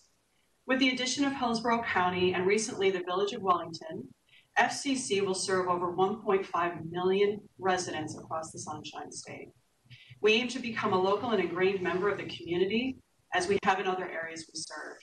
Our sustainable approach to solid waste and recycling services is the core of our business, and we are excited to share that with Hillsborough County. In fact, we're the largest recycling company in Texas, where we built and operated 2 industry-awarded facilities in the country. More than 120 years of experience as a company has readied us for this opportunity. FCC Environmental Services stands ready to get to work for the residents of Hillsborough. We thank you for the time to address you this morning, and we look forward to a long-lasting partnership. I'm here with other members of FCC, including our CEO, who can answer any questions you have. Thank you. Ma'am, can you identify yourself for the record? Can you identify yourself, the last speaker? Erica Holloway. Thank you. Thank you. So with that, we will close these two portions, and we will move to our procurement director, Mr. Scott Stromer. Good morning, Scott Stromer, Director of Procurement. The protester has not even come close to meeting its burden of providing clear and convincing evidence that the county's actions or the decision to deny the protest were erroneous, arbitrary, capricious, fraudulent, or without reasonable basis. The basis for my decision to deny the protest is fully and clearly addressed in my letter to the protester dated March 16, 2021, which is contained in the record on appeal that was previously provided to the board. The award criteria and relative weights, including those for price, were clearly set forth in the RFP, and the resulting scores were arrived at by properly applying the same. If the protester had a problem with how price would be evaluated, the matter must have been raised during the letting process because it is clearly associated with the specifications and terms and conditions. As such, protests related to the award criteria may not be considered after the closing date. It is improper and patently unfair to change the relative weight of a criteria or add another measure or criteria after a solicitation closes and final scoring has been completed, especially when the proposers now know their final rank positions and the prices submitted by others.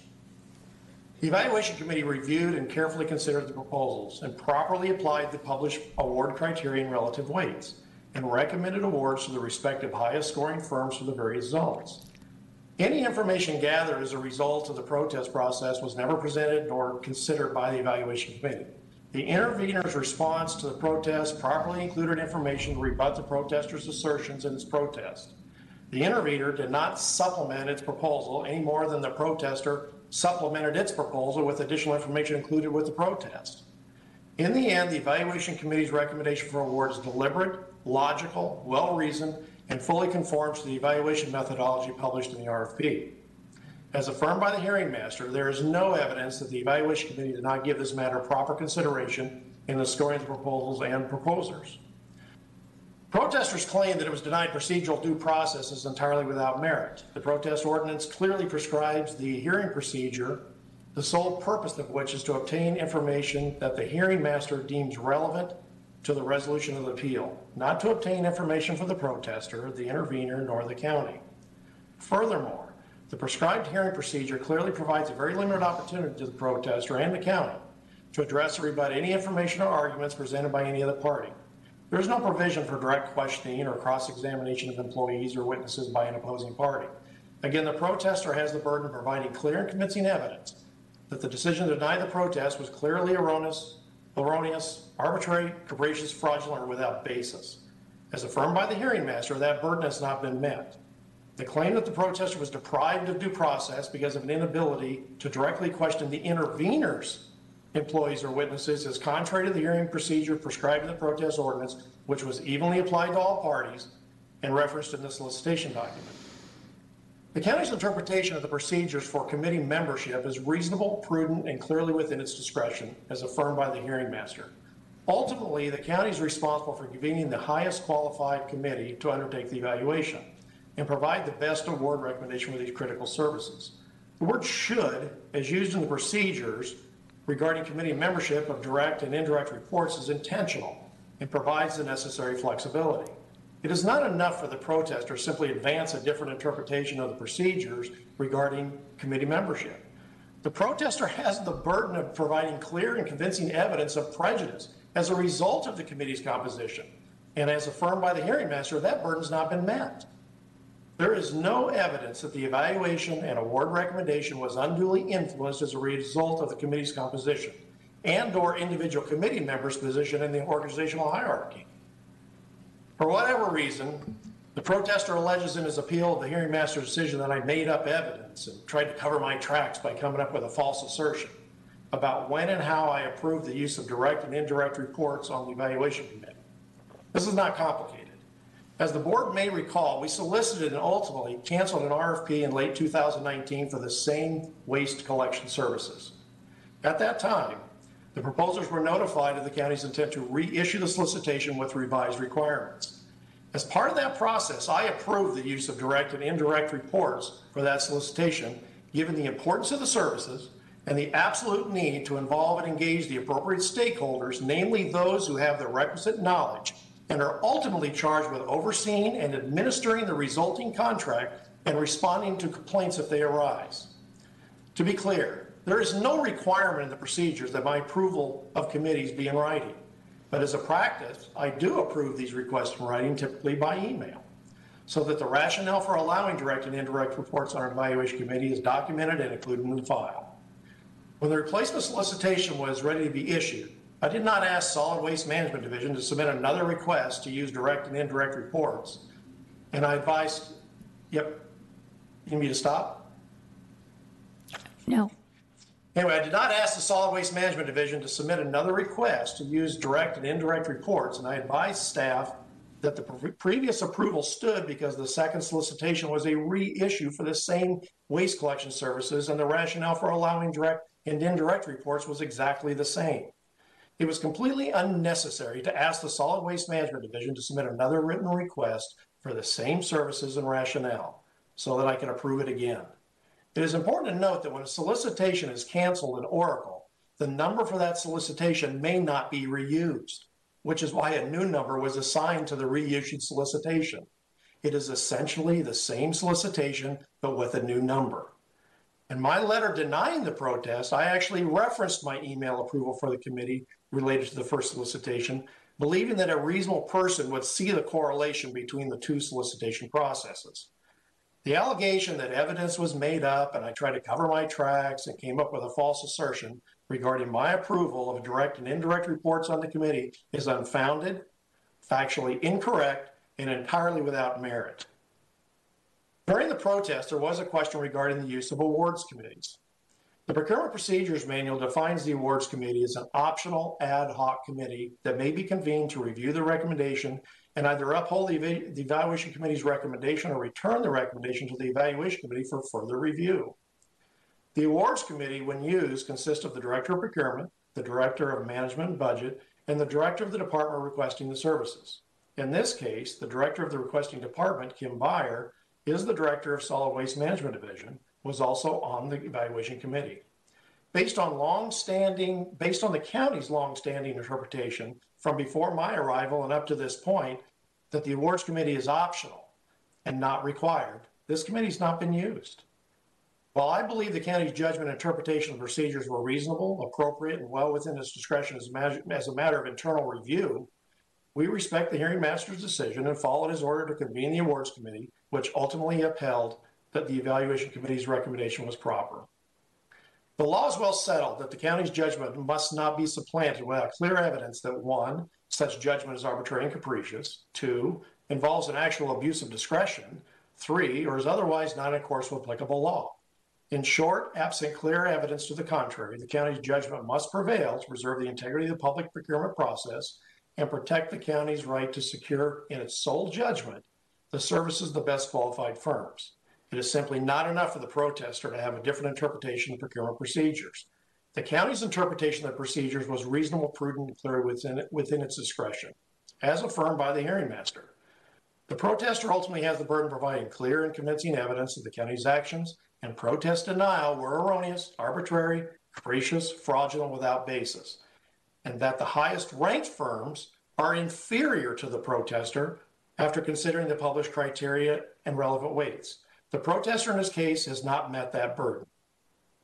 Pursuant to the protest ordinance, the board may 1, affirm the hearing master's decision on appeal, or 2, remand the appeal back to the hearing master for additional proceedings. Overturning the hearing master's decision, which is the remedy request by Waste Connections, is not available at this stage in the process. As the board may recall, our desire was to provide approximately 1 year after award to allow the selected firm sufficient time to purchase new equipment and trucks, purchase property, and recruit staff. Prior to the pandemic, the delivery of new trucks was estimated to take about 1 year. Since the pandemic, we are seeing widespread delays in the purchase of vehicles and equipment due to material shortages and order backlogs, which makes it even more important to move forward with the award, as we have already lost several months as a result of this protest. As such, I respectfully request and urge the board to affirm the hearing master's decision and approve awards to the highest ranked and best qualified firms so that the necessary preparations may be taken to ensure there is no delay in the transition or gap in the delivery of these essential services to the public. Thank you. Thank you. And so with that, we have all the parties had their time, and I don't see Commissioner Smith. You're recognized. Thank you. I'd like to ask Mr. Stromer, I see Zone 3 is everything south of Bloomingdale from east to, or west to east across the county. It is a big area. It's a big spread out area of suburban and semi-rural even communities that would be serviced. It's my neighborhood is in there, so I just want to ask about one point that was raised, whether or not FCC was essentially low. I think we've had concerns before of haulers lowballing the residential to get access to the much more lucrative commercial customers. So I just want to understand, was there any review or in-depth look at whether or not this is feasible for FCC to be serving that area in with a lower number of staff and a lower cost? Was that considered in detail, maybe by the reviewing committee, or was it just by the numbers? So I would have to defer to the chairman of the committee. The committee did evaluate. They were very thorough on how they evaluated these proposals. Damian Trammell was the committee chair. I believe he's on available to address that. Kim Byer is also available to address details on the solid waste, both of which were on the committee. Possibly Ms. Byer could address the practicality. Did anybody look at the practicality, the actual, possibility of serving that area in the way that was proposed by this, by the winner? We did. The selection committee actually did. There was an operations plan that the proposers presented to the committee, and we did evaluate those. They did have a number of trucks that they were servicing per zone, and that was evaluated. The route size was also evaluated. I will refer any more details to Damian Trammell, the chair, committee chair. Thank you. Good morning, Commissioner. This is Damian Trammell, Collection Manager for Hillsborough County. I think Ms. Byer covered it all. There was an extensive review of their proposals to ensure that they would be able to complete routes on time and that they will be able to provide the services that are demanded from Hillsborough County. And I'm sure we have the similar kind of exit clause that we almost had to use before when our providers were not meeting our standards, so that if it turns out not to be practical or possible, what happens then? We rebid? There's probably several options. Obviously, we want to try to work with the vendors, but there is no incentive for a firm to say they can do it and then not be able to do it. There's just no incentive to do that. There's just far too much investment to go down that path. These contracts, again, in the past, it was based on bids alone. It was price-based. The board, after looking at service issues and everything else, we wanted to not just look at price itself. Price was not it wasn't the only determinant in this. So there are provisions. Our contracts all have those provisions, and it depending on how far you're into that contract, we'd have to kind of take a look at it, when it occurs. I mean, if it happens within a few months, there's probably some opportunity to revive some of the bids that, the secondary and tertiary bids that we had available. If we start getting into years later, it becomes less problematic to use the existing solicitation process, if that makes sense. Thank you. And is it, Mr. Stromer, is this a unique case of the committee being made up of members reporting to each other, or is that fairly routine? Yeah, so normally, so we just had a committee, for example, on the equity study. And we were very careful. We typically try not to do it where we can get away with it. What's unique about this one is you have a very specific skill. You have a very specific department that handles this service. It's not, I can't put somebody from libraries on there. I can't put somebody from, another department. We really wanted the folks that were going to be responsible for administering this process or in this contract. When the board gets complaints, when the county administrator gets complaints, it's grabbing those people that the board and the county administrator are going to call to fix the problem. And they really should be the ones that are actually, because they have the most investment to make sure this gets right. It's very difficult to, within one department, not have direct and indirect reports, because what that leaves me is I just have line staff. I can have no one that supervises anybody else within a certain department.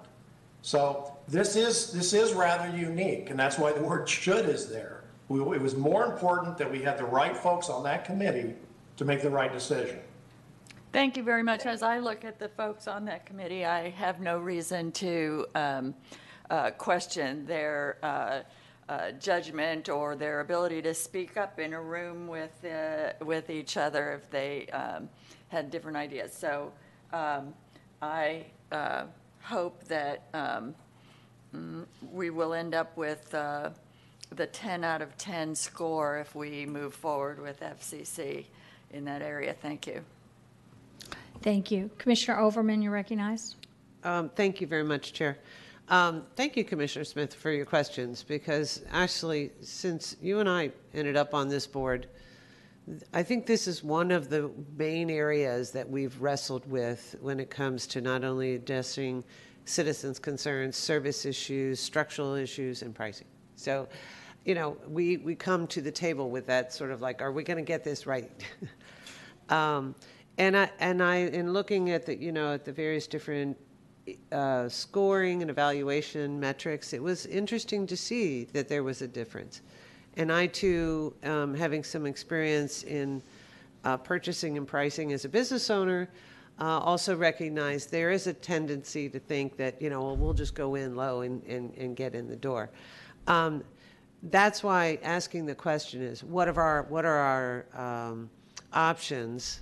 Because we've wrestled with them, over the last 3 years. What are our options when it appears as though in this process that the proposal was underbid? And that's a concern.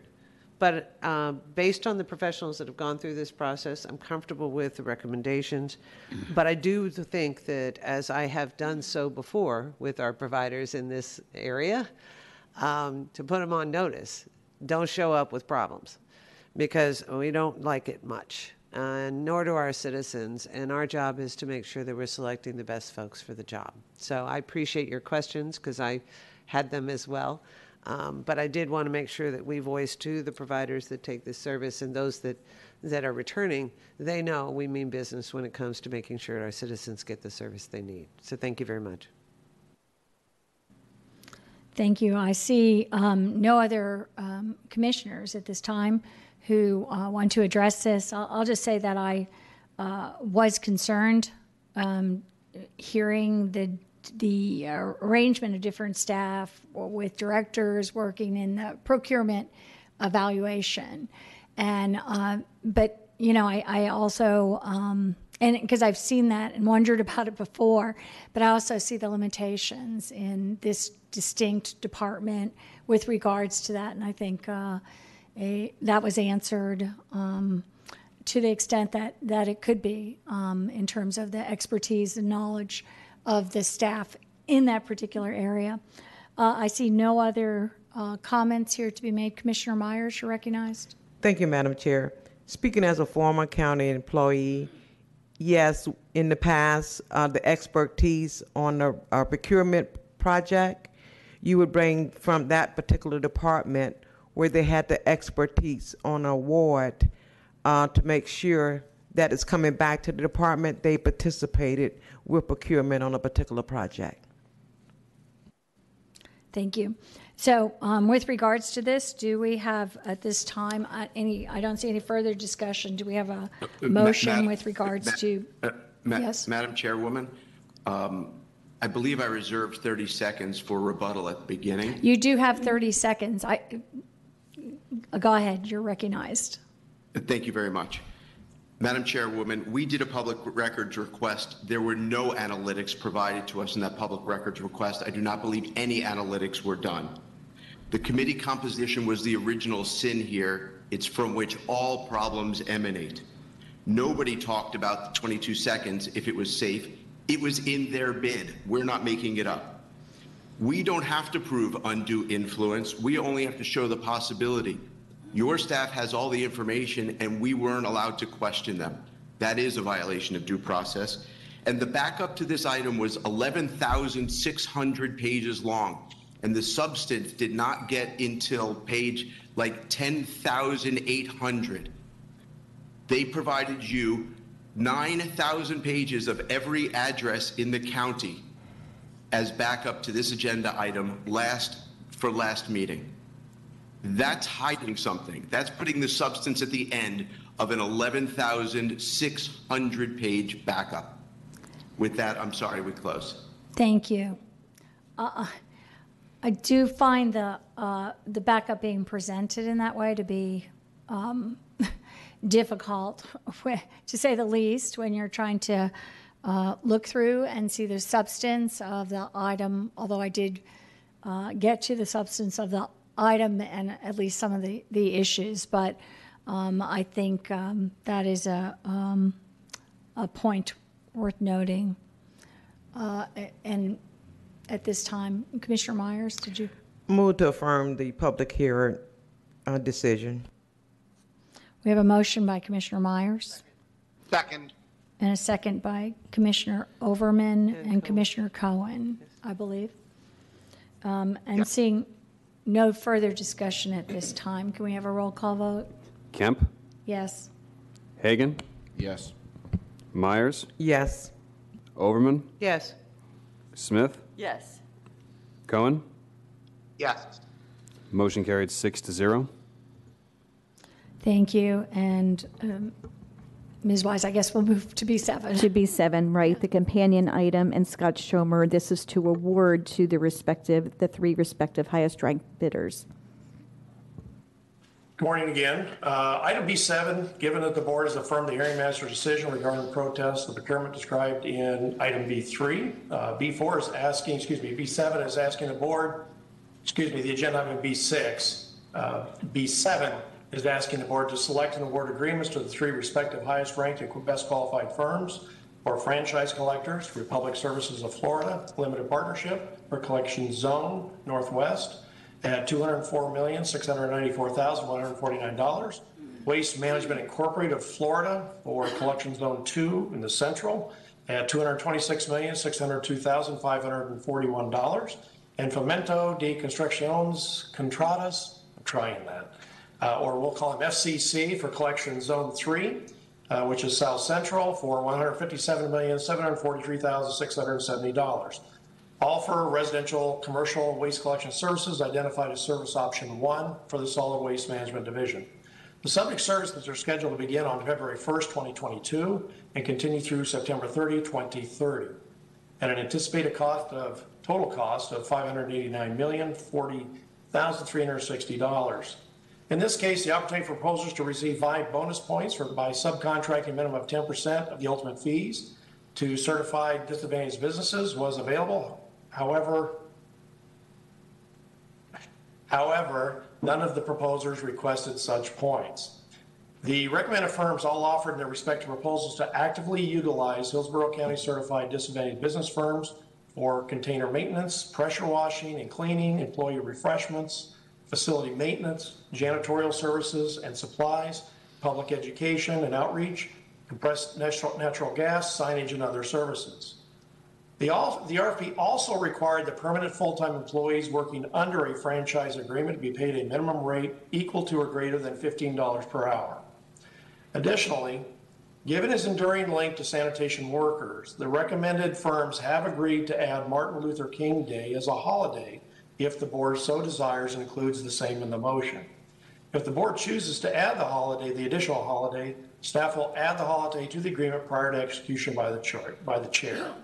The recommended award amount is approximately $39 million and change lower than the requesting department's estimate.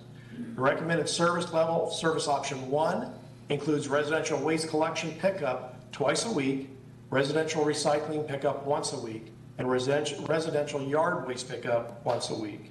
Each franchise collector will also have the right to compete with other awarded franchise collectors to provide commercial establishments with waste collection services in all 3 collection zones. With that, Procurement Services Department recommends approval.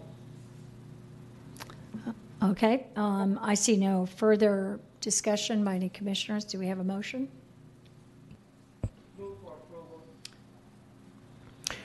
I'll second that. Can I offer yeah, I was going to say, you want to finish your motion? Move for approval with adding the MLK as a holiday. I think we were all waiting for that. So we have a motion then by Commissioner Myers, seconded by Commissioner Overman. Commissioner Smith, did you have any? With regards to that. So, and seeing no further discussion, can we have a roll call vote? Kemp? Yes. Hagan? Yes. I beg pardon? Yes. Myers? Yes. Overman? Yes. Smith? Yes. Cohen? Yes. Motion carried 6-0. Thank you. Thank you. Thank you. And Ms. Wise. Thank you. The next item is a staff report, and this is item G1, to receive a report regarding the feasibility of expanding the park and library in Thonotosassa. John Lyons will present the item. Andrew Breidenbach is with libraries is available. Rick Valdez is available, and Greg Horwoodell is available as well. Good morning, Commissioners. John Lyons. Back on April 7th, the board asked us to bring back a report about the feasibility of co-locating the library with the park in Thonotosassa. Since that time, we've been looking at that, working closely with both libraries and parks on that project. And it does appear that there is a possibility that we can acquire a piece of property adjacent to the existing park in Thonotosassa to construct a new library. There's this ongoing discussions with the property owner, but at this time we don't know what the results of those will be. And of course, any recommendations will come back to the board at a future date. Happy to answer any questions you may have, or we have other folks on board that can probably get into more details if necessary. Thank you. And I see Commissioner Hagan, your hand is raised. Thank you, Madam Chair. I'm going to keep my remarks brief. As I stated during our last discussion, I'm extremely excited about the possibility to create a very special destination in Thonotosassa by co-locating a much-needed library and parks amenities. I want to appreciate the work of all of staff from parks, real estate, library services. I know Greg's been working on this as well. There's still a ways to go until we determine if an appropriate location can be identified. But I'm very encouraged by the backup and follow-up email that we received from Greg last night stating that staff believes it is feasible for a joint library park facility to be constructed in Thonotosassa to replace the existing outdated Thonotosassa library and expand recreational opportunities available to residents in that part of the county. While in a couple of our other locations, Keystone, Seffner, Thonotosassa, we have both a library and various park amenities at the same location. However, this would be Hillsborough County's first planned co-location library and park project. As I stated last discussion, just like Carrollwood Village Park has become a model for passive county parks, I believe this project will be a model for future co-location projects. And it's my understanding that we may have another opportunity for a similar project in Waterset. It really makes a lot of sense, not only because there's such a need, but by proactively planning a co-location project, it provides an excellent opportunity to maximize the benefits of both amenities for a community that desperately needs it. Significant cost savings will be recognized by leveraging both assets. This includes reducing overall land cost, shared parking areas, common stormwater system, and other utilities. Programming and activities and use of facilities can be managed better and more efficiently and collaboratively. We can consolidate park activities on one side instead of using a split site as currently exists. And the fact that it's adjacent to Thonotosassa Elementary, it's a great opportunity to enhance both educational and physical activities. Again, I know a lot more work needs to be performed by staff to determine if a location can be identified that makes sense. However, I do want to point out that both library services and parks directors are very excited about this project's potential. And Andrew has the project fully funded in his fiscal year 22 budget. So funding's not a concern with respect to library services. For today, I don't believe any action needs to be taken other than to accept the report. So I'm going to move that we accept the report and just say I look forward to receiving updates from staff on their due diligence. Second. Okay, we have a motion by Commissioner Overman, seconded by Commissioner Hagan. I see no discussion. We just received the information on where the area is and haven't really gotten a chance to really understand it, but I'll just repeat a little bit about in the past I've wanted to, and I know that co-locating a park and a library seems like that could be a good idea. I really do want to make sure, though, that within the community plan of Thonotosassa and in the layout that the library, if built on the anticipated spot or on this spot, if this is where it's secured, that it is something that contributes to the, I know each of these places have town centers. I wasn't able to pull that plan, but contributes to the structure and placemaking and integrated into the community there in a way that's can appreciate Thonotosassa. So I just want to put that word in at this point. And seeing no further discussion, we have a motion by Commissioner. Yes. May I? Oh, I'm sorry, Commissioner Overman, you're recognized. I'll keep this brief because I do have more questions and more understanding as this project evolves. I do see that the piece of land that previously was identified for the library would revert back to the school system if that's was a note that talked about reverter, and I was like, I'm not familiar with that term. What does reverter mean? But it's my understanding that would go back to Hillsborough County School Board, correct? Is that what that term means? So that is a term, yeah, and you may hear it from time to time. We have a few properties that we do own that have these reverter clauses embedded in them. Okay. Mm-hmm. I do like the idea with this being co-located not only with the park but also near the elementary school, which is what, when I was looking at the illustrations, that looks like a school. That's got to be a school. There's got to be a school there. And as a person who lives next to a school that's across the street from a library, the win-win-win-win that happens when a library is close to a school is not really measurable, but it makes a huge difference for children in that community. And having it next to a park where recreation activities would occur also is a huge opportunity. So I could see this being a nice solution and look forward to hearing more about the project. I'll stop there. Thank you. And seeing no further discussion, can we have a roll call vote? Kemp? Yes. Hagan? Yes. Myers? Yes. Overman? Yes. Smith? Yes. Cohen? Yes. Motion carried 6-0. Thank you. And I believe we're on to future discussion items. This may be a record, even. I think so. Since 2016, it might be. I'm not sure. And with that, if we don't take up another hour, Commissioner Myers, you're recognized. I'll try to make this less than an hour and a half. Good job.